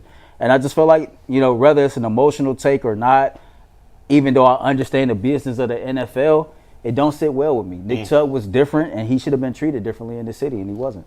It's going to be so... Now, thankfully, it's not the Steelers. And I'll even say, thankfully, it's not the Bengals. Thankfully, it's not the Steelers. Thankfully, it's not the Ravens. But it's still going to be weird seeing him. At another team? Are they playing the Texans? I can't remember. Mike, are the Browns playing the Texans? I think we do play Houston this year. I'll look it up in a sec, but did you guys see Nick Chubb in the Texans jersey saying... If you didn't see it, super excited to be here. Steve, you want to take tag board forward quick? Let's get to work. What's up, H-Town? Nick Chubb here. Super excited to be here. Let's get to work. What's up? It just feels weird. That's the most I've ever heard him talk. Feels weird. It looks. He's wearing 21. That's not even his number. That's cool. It just feels weird. I told Cecil I'm pulling up on every Houston Texans platform, and I'm just letting it be known I'm here for 21. Does Cecil know I'm just here for Nick Chubb. Personally at all? No, but he works for the Texans organization, I know, that's what I'm thinking. I'm pretty sure he'll get an opportunity to interact. And for us, that'll be a nice buffer here at UCSS. Yeah. We got one of our guys that's in Houston. Yeah. So, they'll be able to make that connection. Yeah, but I'm here for 21. I'm here for 21. I'm rooting for him. I hope he bounces back. And you know me, I never root for guys that leave the team. But I'm rooting for Nick Chubb. I hope he has a monster season. Me too. They don't play the Texans, by the way. Okay. That makes it better. I sure hope he has a bounce back season because everybody talks about, when you had that type of knee injury, it's not the first year, it's the second year to where you start to get your progress back. And him and Joe Mixon, that'll give him at least the opportunity to be on the field more. Yeah. Obviously with them drafting those 2 running backs, it'd be kind of hard to try to get all 3 of those guys reps. So I'm glad he's in a situation where he can actually contribute to the team, and hopefully he gets good team. He gets his footing back. With C.J. Stroud having shoulder soreness and all those things, they might need to lean on the run game. Shoulder soreness tough for you? Now I have a third team. Shoulder surgery, that's tough. If the Bengals and Browns don't do anything, I'll be rooting for the Texans. And that's what Jay said yesterday. Jay said he's going to be a voluntary Texans fan because Andrew Berry has basically built that whole roster for him. But he did. I put on Twitter, I said when Madden come out, I'm just going to trade Nick Chubb back to the Browns. You can't control what I do when in the video video does that come game. out? Madden? August. August. Oh, it's August. First week in August. Hey, and by the way, you can bundle up and play early access. You know I'm looking at. Probably like, who I'm looking at? Get the college football game, Madden, double up, early access. Aaron is in. My son Aaron, of course, is in the studio today. That's who we're all. But Aaron doesn't play a lot of sports games. He's more into like. Oh, you've been playing Madden lately? He plays, but he plays a lot of Minecraft, and he likes. You don't play Minecraft? I don't know what you play then. I'm out of the loop apparently. You play Roblox, Fortnite, Call of Duty. Yeah. Call of Duty. That's a good man. I'm out of the loop. Smart there. man. That's a smart man. I guess I should be paying more attention to what he's playing. You be doing stakeout 24/7? Hardcore? Hey, we need to let him run with us. Yeah. It's up. We can't hear what he's saying. Just Yeah, heads I up, know. so- Sorry. But anyway, he said he's playing Assassin's Creed. I don't know whatever. But no, seriously, like it Yeah. sucked on every single level. Yeah. And I told Mike this morning, you know, going from fan to media member, this is the first time to where like, because you understand the training that we go through, right? The whole unbiased thing. Sure. But man, my feelings was hurt. Like my feelings was really, really hurt behind this because never in a million years would I ever dreamed of a day that Nick Chubb would finish his career rocking another team's jersey, another team's But that colors. happens all It the does. time. happens You're right. all the You're time. right. Like I don't know. I get that. I Even get, for the great franchises, I get the emotional standpoint Yeah. and attachment to it. I don't. Maybe that's because I've been in. I get it. It's I get business. what you're I understand. I understand it on a rational business level. wins every I get it. time, You're bro. right. And, I get and it. if after being in it for 4 years, I already It's knew just like, man, it. certain I already guys, knew. like the Joe Thomases, the Nick Chubbs of the world, the Batonios of the world. Joe Hayden had no business ever donning another team's colors. Josh Cribbs the Browns never had did no F that up. business. The Browns Like cut Josh him. Cribbs had no business donning another team's colors. Like, and this city, when winning is not a thing that has happened often, I think the relationship that we have with these special players is heightened to another level. And seeing them go play somewhere else, like, man, that's crazy. And by the way, Mike putting Joel Bitonio ahead of Nick Chubb on his Mount Rushmore? all-time Mount Rushmore Yeah, he lost list his since mind. 99 He lost his that's mind. just poor. That's terrible. We went and looked. We had a debate this morning. Yeah, Bitonio's made 5 All-Pros. I don't care. 5 All-Pro teams. No. Nick Chubb, if he had played the level he had played at longer, could have been a Hall of Famer. Joel Bitonio's not going to the Hall of Fame. That's fine, but Chubb did not play. If we're going off just that logic, then Josh Gordon's probably number 2, number 1. That was 1 year. If you're saying if he played at that level, you can say the same thing about Josh Gordon. Yeah, but Nick Chubb did it for 5 years. Mike, that's a big difference between 1 year and 5 years. I had Chubb 4th. That's unacceptable. I think he's 4th. Ty, where would you put him? Nicholas Jamal Chubb. Where is he on the list on the Mount Mount Rushmore? Rushmore of Browns since 99. 2, Ahead of Joe Thomas and Myles Garrett. 3.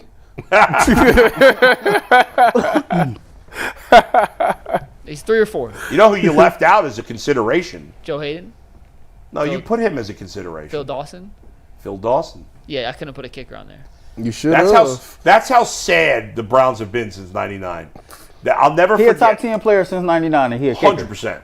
Probably top 5, Josh top Cribbs 6. too. Yeah. 2 of your top 10 since '99 are special teams guys, and we were. I'll never forget this. We Two more linemen. We were at Panini's. I don't know if it's still a Panini's. There's a Panini's in Westlake, just off of 90 on Detroit Road and Clegg, I think, right? You know, just into Westlake. And Dustin and I were doing a show there, 2017, 2018, whatever it was. And for some reason, we got into this conversation about if you had to buy one Browns jersey since '99, who would you buy? And Oh, that's easy. Denzel Ward.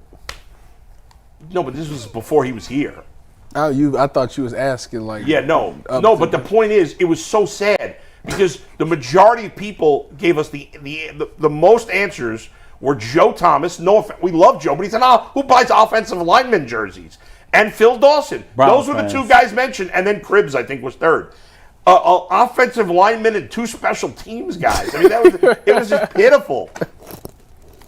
This was before they had Chubb and before, or maybe it was Myles Garrett's rookie year. I don't remember exactly. You know what I'm curious to know? Yeah.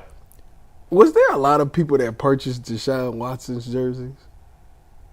It's a good question. I bet there were a decent amount of people who did. What do they do with those now? Same thing they do with every other jersey that, you still wear it once in a while, I guess. I usually give my jerseys away.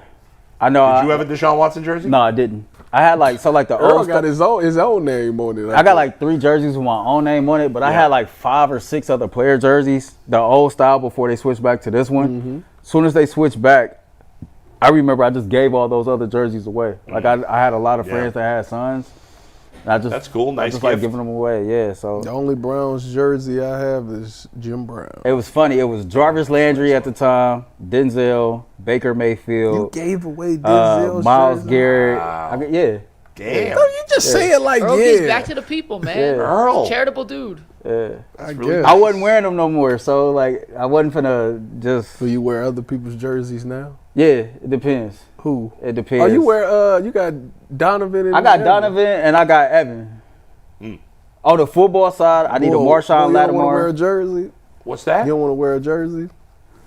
Would I wear a jersey? Sure, but I not got with you. no sleeves I like got you a Miles Straw one. Remember? I know. I don't It's know what hanging I in did our with it. office. I don't know if I don't have it anymore. It's If in you- their It's literally office. hanging. Oh. If you're from Cleveland and you play in the league currently, I want your jersey. Will I wear it? It depends on the outfit. But I do like current athletes that's playing in the NFL. If you from here, I gotta have it. Oh well, well, I gotta have it. All right, Mike. 2 more topics to get to today. This next one's brought to us by a Buckeye State Credit Union. If you haven't heard of them, meet your new favorite financial partner. Buckeye State Credit Union is a local institution offering everything from checking accounts to home equity lines of credit and auto loans with some of the lowest rates in Northeast Ohio. Their Cleveland branch is in Shaker Heights, which is one of 5 locations across the state, making it easy to find one near you. If you can't get to a branch, no problem. They make banking simple with digital banking. What sets them apart? They make banking personal and convenient. At Buckeye, their focus is you. Their core values: connect, simplify, and adapt, guide everything they do, bringing people together, cutting through the clutter, and they're innovative. To learn more, visit buckeyecu.org. Buckeye State Credit Union, your money simplified. So yesterday, the Green Bay Packers released Jaire Alexander. When he's healthy, he's very good. When he's not healthy, he ain't, Not and healthy. it's just quite frequently he has not been on the field. Tyvis, with Jaire Alexander out there and the Browns having cap space to make another move this summer, would you be in favor of the Browns making a run here at Jaire Alexander, or would that money be best used elsewhere? I definitely, first of all, they're not going to do it, but I definitely would do it. I mean, for a simple fact that you're going to lean heavily on your defense this year. You know, you're on the offensive side of the ball. It seems to me you're going back to the old Kevin Stefanski system, which means that you're going to probably run the ball, which is why you drafted 2 running backs to pair up with a Jerome Ford, which is why you brought in another tight end. Just seems to me that you're gearing up more towards running the ball a lot. And you never know how that's going to be with an offensive line that was just in one scheme, switching back to that scheme and going like it's a whole lot of variables there. So I would personally lock down the defensive side of the ball. You got to find a way to get that back. There's not a lot of playmakers in that secondary. I know it's a lot of guys that we think is good, but to get a proven veteran to be opposite of Denzel, you got 2 lockdown guys that can be on the outside, that can guard any wide receiver, any duo or trio, and all of those things. So I absolutely would be in the market for Jaire Alexander. He is one of my favorite corners. I think he's Why'd top 5. they cut him, Tyvis?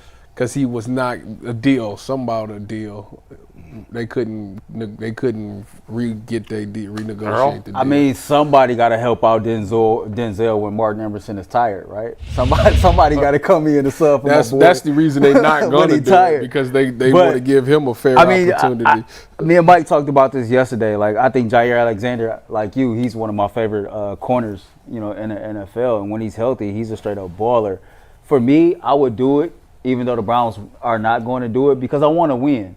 And I'm not one of those people who want to see the Browns tank or want to see the Browns put themselves in a position to win less games as possible. I want to see them at least try.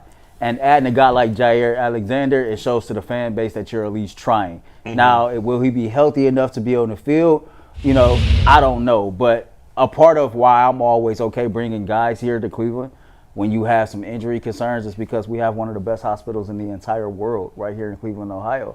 And so if you ever really have that much in-depth concern, just send them all over to Cleveland Clinic and get them worked on, and hopefully they come back better. But the Browns just fired their whole training staff, and now they got a new training staff. The Browns are not going to make that move, but if I was Cleveland, I would, because you are going to be leaning heavily on the defensive side of the ball, as Tyvis alluded to. And, the defensive line, in my opinion, I think is going to be a very strong group.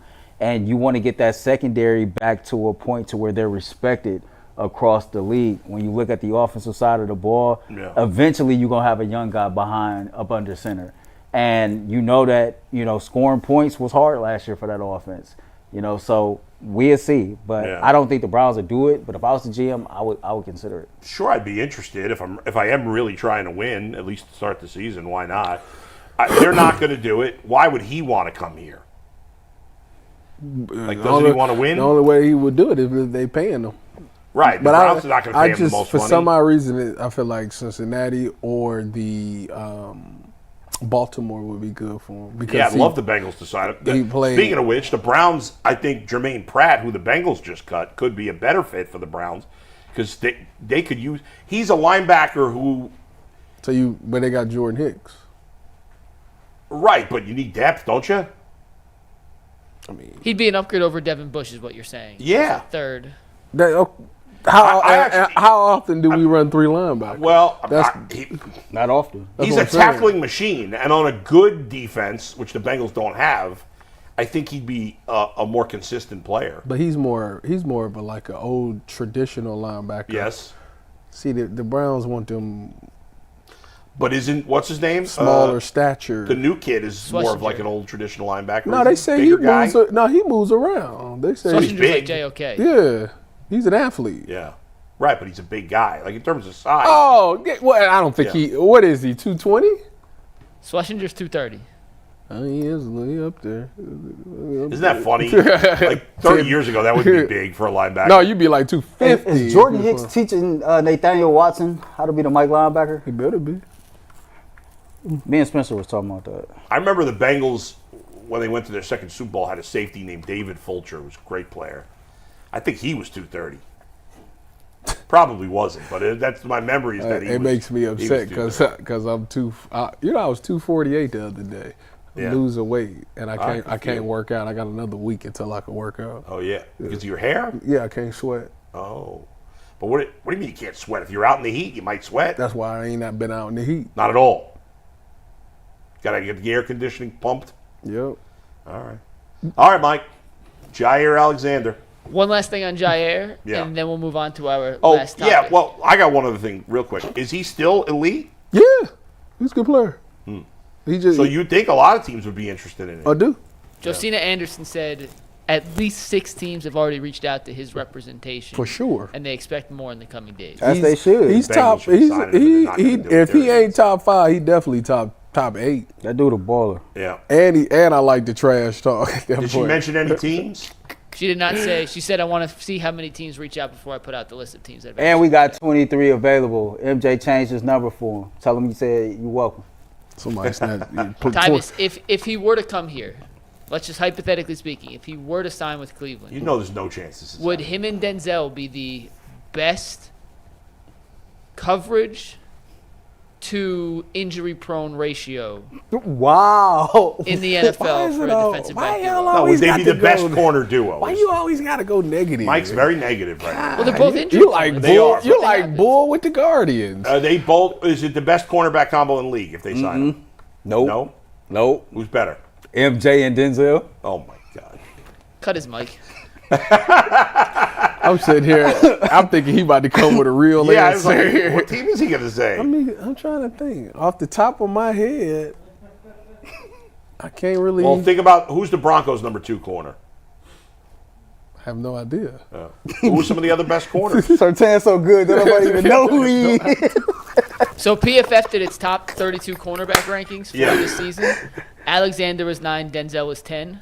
If those two did team up, it'd be the only team with 2 in the top 10. Right. You know what I'm saying? Well, but does any team, like does somebody in the top 5 have a guy at 12? That would be a better combo. I'm looking right now.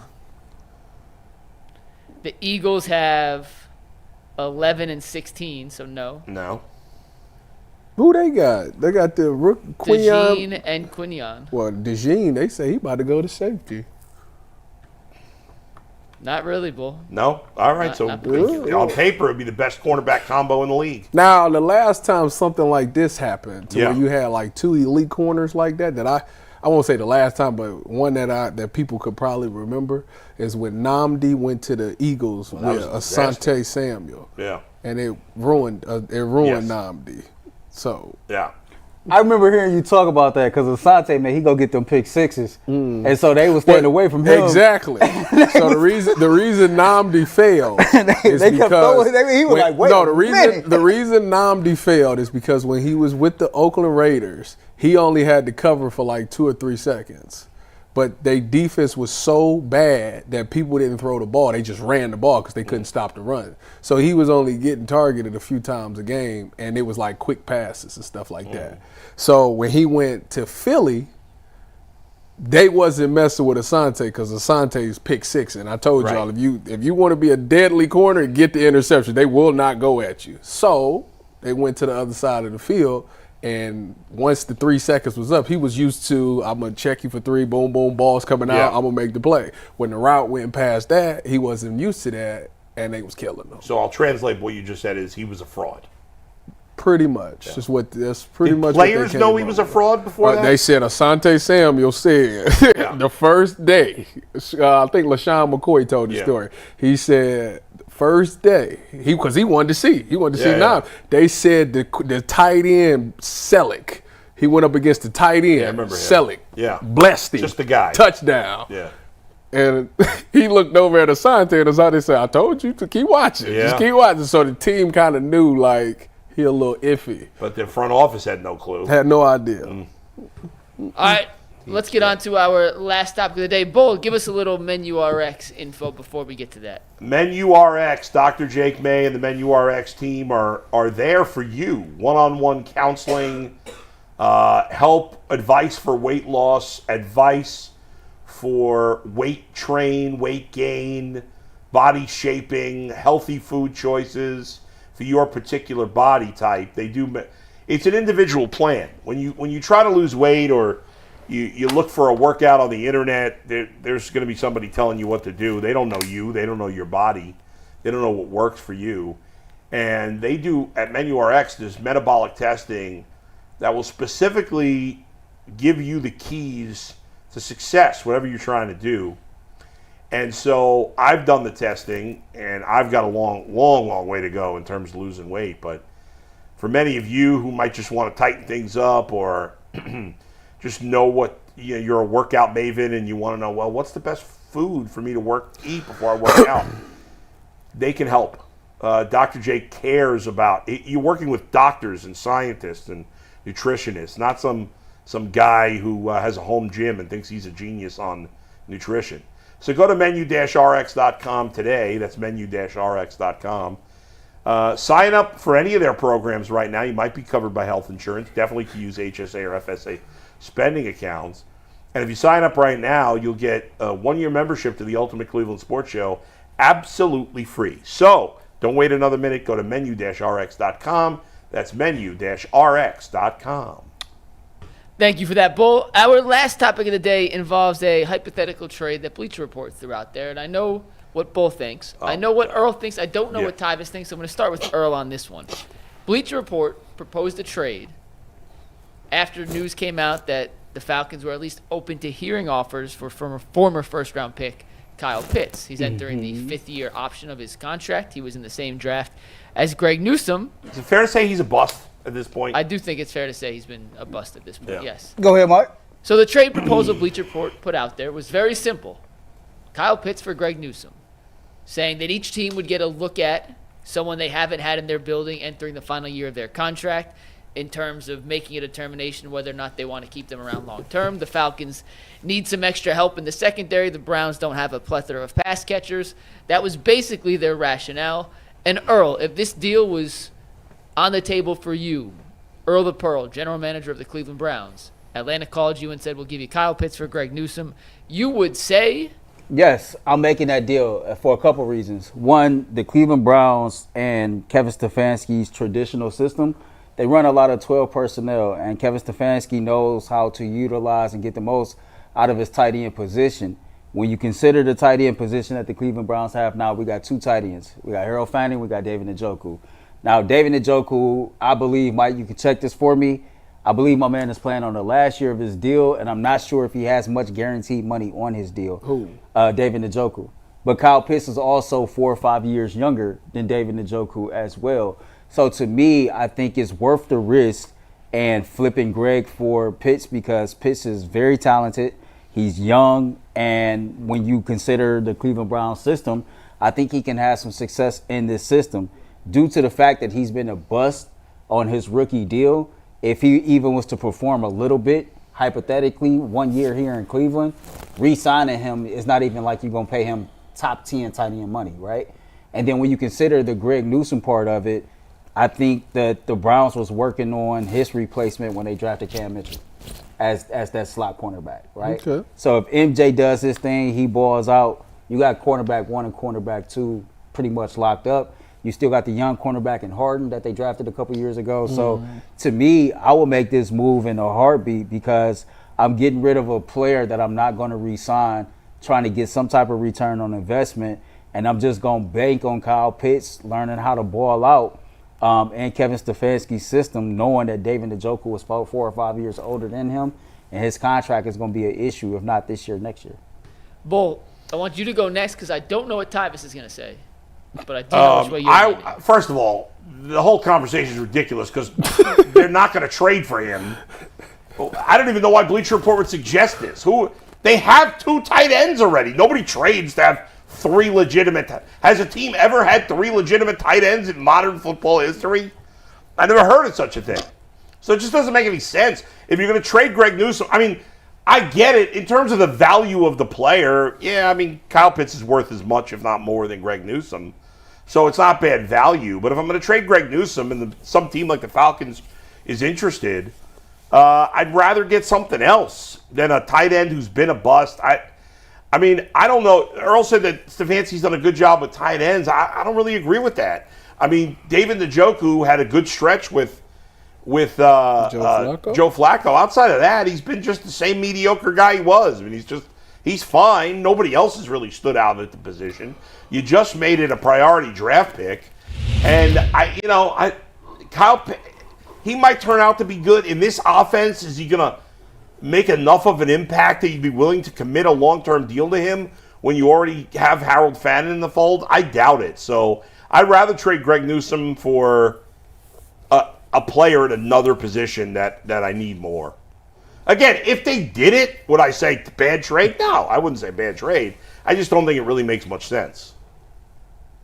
I'm with you. I mean, I like it I think the logic behind it both with, Greg Newsome going to the Falcons and Kyle Pitts coming here and they both have 1 year left to see what they got. I like it from that standpoint. I do think that it stunts Harold Fanning's growth because it'll take reps away from him. He's not playing this year if he makes this trade. And if both of those guys, if Njoku's on his last deal or last year of his deal, and they decide not to resign him, then his replacement is right there. He will become tight end 1, and then you could just take a later tight end and a later. Those are picks that people find a dime a dozen. But to trade away the guy in the secondary, Cam Mitchell, I don't know. I still don't know if he's ready. To this point, we've been saying we want to see him for 2 years. And I still can't tell you if I'm comfortable with him being your every down nickel. So that would scare me a lot from that standpoint that it could scare me off of that deal. Kyle Pitts, Brock Bowers is what everybody thought Kyle Pitts was going to be. Yes. And he has not lived up to that. And, I agree, Earl, Kevin Stefanski does a great job with utilizing tight ends and getting them involved. There has not been a significant superstar, but they have been productive, and they are a key essential piece to what Kevin wants to do. So you do want to have some strengths at that position. However, David Njoku has been good. He just can't stay healthy. And Kyle Pitts has the ability to be good, but he has not showed up. So to me, it's kind of it's wash. It's a wash with those two guys. Whether or not you have him as your number one tight end between David Njoku and Kyle Pitts. If anything, I'm going to stay with David Njoku because at least he knows the system and I don't have to teach him everything new. So, he is younger, as well says. Kyle Pitts is younger. I give you that. But like I say, what has he done in this league that makes you think that he could be your tight end one? So let me ask you this. Is there any way that you can utilize his skill set, David's skill set, or Fanny's skill set in a way 13 to where, personnel? Yeah, because I remember like one of the things that was on his scouting report, Kyle Pitts coming out was he was a tight end that was in a wide receiver's body. How he was a guy that you can line up in the slot. And when I think about when you think about Harold Fannin, what do you think? I think the same thing. I just think the more the merrier. I think you can get creative with it because in the wide receiver room, you got Jerry Jeudy and a bunch of possibles, right? Okay. And so like if David Njoku can't stay healthy, then what else you got? I gotta consider depth. I gotta consider the possibility of injury, and I gotta trust that Tommy Rees can add some creative wrinkles to this Kevin Stefanski offense. I just feel like Tommy Rees, the guy that ran the spread in college. Hey, I'm just saying. Tyvis's point, I didn't really think about this, but I think this is a really good point that we need to follow up on. Harold Fannin is talented, but he's a raw player. I mean, he played at Bowling Green. Mm-hmm. He's got a lot to learn. Mm-hmm. And there's a lot of development. Like, he has potential to be a really good player, but he needs a lot of development. And if you brought in Kyle Pitts, even with creativity, he's going to get less opportunity. There's just no way around that. He's going to stun his growth. And so, and then what if you're like, well, Kyle Pitts didn't do anything, and David Njoku's gone, and now you want to hand over the starting job to Fannin next year, but he barely played. That's a tough spot to be. Like I said, the biggest thing for me is... Bull got a point. That was very well said, Bull. Bull got a point. Well, I got to give Tyvis credit. He led me there by bringing up the development. And it's the whole, like... It's too many unknowns. You would be trading at least you know something. You know that David Njoku can be successful in Kevin's offense. That is true. And you know Greg Newsome can be at least good in the defense. That is true. So you're willing to trade G New to start Cam Mitchell, who you don't know is going to be good or not, for Kyle Pitts, who you don't know is going to be good or not. You're not starting Cam Mitchell, but I get what you. You are starting Cam Mitchell. Okay, 3 wide receiver sets. You are starting Cam Mitchell. What is the NFL? All right, you starting Cam Mitchell. Whatever. Let me ask you guys this. Would you straight up? This is not. I don't know that either team would be. If it's Brock Bowers, I'd trade the house. No. Would you trade Njoku straight up for Pitts? No. I actually would. I wouldn't. No, I wouldn't do that. I wouldn't do that. Okay. I think Njoku is better. I think Pitts is actually better than Njoku. I mean, he's supposed to be. And his upside, and because he's younger, but he has not done it. He hasn't. That scares. This is a league. What has Njoku done? He a Pro Bowler. I'm about to say he a Pro Bowler. Mike, I mean, I knew he was gonna get here. Let's look at the stats here, Mike. Like, don't get me wrong. Like, Pitts is supposed to be like the way they talked about him coming out. He was supposed to change the game he at the time. I agree. Yeah, he wear number 8 and everything. But he just has not been there. Pitts or Njoku first? And Njoku. I'll bring up Njoku. You bring up Pitts. I got both in front of me, so you just tell me which one. It's not even close. The Njoku career would have been 10 times better. All right, I'll give you Njoku first. This is Njoku. So Njoku has had one season in the last 5 years since 20. When did Pitts come in? 2020? Pitts' rookie season was 21. 21. Okay, so since 21, Njoku. Pitts has had a 1,000-yard season, and Njoku never has. How many touchdowns does Pitts have in the 4 years? Not a lot. 10 in his career. Njoku in the last 4 years has 19, so that's better. Significantly better. Now, in the last 4 years, I have 4 years. So since they've been in the league together, Pitts for his career, has 190. Steve, take this graphic full. Steve's gonna pull up his full. This is his career. I'll give you Njoku during that same 4-year stretch, so you get a direct side-by-side comparison. Pitts had 196 receptions. Njoku has 230. So Njoku, more receptions. Mm-hmm. Yards, Pitts 2651. Njoku 2490. So advantage Pitts slightly. Mm-hmm. Touchdowns, 19 for Njoku, 10 for Pitts. And yards per reception, 13.5 for Pitts, 10.4 for Njoku. So the numbers are close overall. Obviously a big edge for Njoku in touchdowns, but Pitts is 4 years younger. And believe it or not, I can't believe I'm about to say this, and correct me if I'm wrong. I would actually argue that Njoku has played with better quarterbacks than Pitts, which I don't think I've ever said about a Browns player. Who is the Falcons quarterback? It was Desmond Ritter. Oh, Yeah. Did he play 1 year with Matt Ryan? I don't remember, but Matt Ryan was at the end of his rope. It was end of Matt Ryan. It was Kirk Cousins this year, and it was was 2 years terrible. of Desmond Ritter.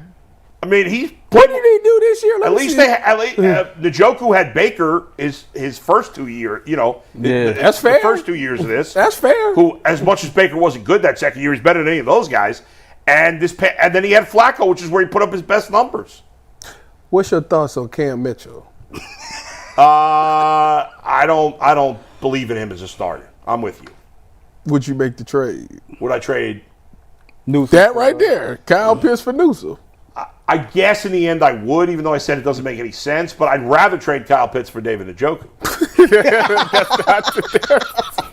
Or make this trade. Here's what we're gonna do. Tyvis. I have solved the problem. You gonna sign Jaire We're gonna sign Jaire Alexander. All right, we up then. Oh, well, I'll take the We all in agreement then. Then we're gonna trade David Njoku to who's a good You team. said Kyle Pitts. Oh, you got to be gonna in the trade? NFC. Oh, you gonna take this? We gotta trade? trade Trade David to the Njoku to the who's a team needs a tight end? A good team in the NFC. The Chargers. They're the AFC. They're not in the NFC. We Seattle? traded to the Chargers. Earl, AFC West. I don't know who Seattle got. We as traded a to the tight end. Chargers for We ain't you know, trade them to the Broncos. I know that. maybe for what do we need? What do we need? We need another wide receiver. Why you Broncos have no Quinton wide Johnston. Why you? for what's his name? Mims. First of all, why traded you? for Denzel Mims. Why you He's on sitting Denver. there playing? Oh, they If I was David, I'd take that to the bank. You gonna put me with Justin Herbert? Peace out. I'm gone. trade him to the Chargers and make that Put me with trade. Justin Go. Go. Take that Let's deal. go. Super chat for wrap up today's show. First super chat comes from Armac Dog, who says, I saw Isaiah Thomas play on one leg. To me, Darius is too small and too expensive. Playoff contributions are not worth the value of his max contract. Isn't he up for an extension this year? He has 2 years left. He's technically extension eligible. Does not mean he's up for an extension, but it means they can negotiate. I got you. Devoid Archangel says, Bull, if you traded every single prospect in the Guardians farm system right now for a single player, who do you think the best player we could get is with the Guardians farm system? Oh, you mean like that some team would actually be willing to give up that player? Yeah. For every... Oh, I would have to think. I mean, yes, the first player you take would be trying to think of the best player who's not too Here, old. I'll read the rest. You think on that while I read the rest. I mean, We'll come back the to end. answer that question, like you think of Ohtani and Judge, but Well, our the farm Yankees wouldn't system. trade Judge for the entire Guardians farm That's what system. he's saying. Who do you think the best player you I would could have to. I mean, that would take me a while After to figure you that. I'll just think about sat it. here Pete and Crow dogged Armstrong? their entire farm system. I would not trade Pete Crow Armstrong for the entire Guardians. farm Ellie De La Cruz, I wouldn't do it if I was the Reds. Paul Skeens. The Pirates would. I mean, the entire farm system. It seems crazy. You could. It's not realistic because you can't trade a whole farm system. But if you want to say, like, give me the Guardians' top 8 prospects right now. Let me get the We rest don't of have the super time. chats. Go ahead. We'll think about it later. DB Dog. If not, we'll do it at some point. We'll put some more thought into that. It is a tough Tequila question on the Mockingbird fly. said Bobby Witt.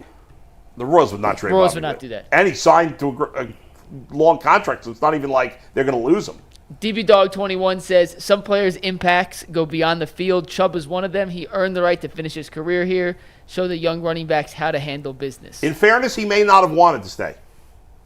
Fair. To be a little fair. Soul Train says with the Browns having Jacksonville's first-round pick, I hope Chubb runs all over the Jags both times to low-key help out the Browns one last time. I told you my theory, right, Tyvis? I just want to say Deontay Johnson was at practice today. Okay. I told y'all my theory, is it? right? Which one? The Browns need to take one of those 2026 first-round picks and trade it to another team to make sure you got 2 picks in 2027. The goal is to trade up as far as you can to get Jeremiah Smith. I don't care what you got to do, how you got to do it, because if not, I'll just be trading for him on Madden. He's going to play for the Browns. You can't trade any draft capital at this point until you have until you're set at quarterback. One last super chat. Kyle Benner says would the be amount nice to of have. bus talk today is pause-worthy. Yeah, it was. It was definitely. Yeah. All right, Paul, keep going down the name of the best players you could trade. Every Guardians I don't even know. prospect. You'd have to give me the Guardians' top 5 prospects. Let's say the top 5, not the whole system. That's silly. It's too. Right now, back So on it's Pizzana, MLB.com. DeLauder, Jason Churio.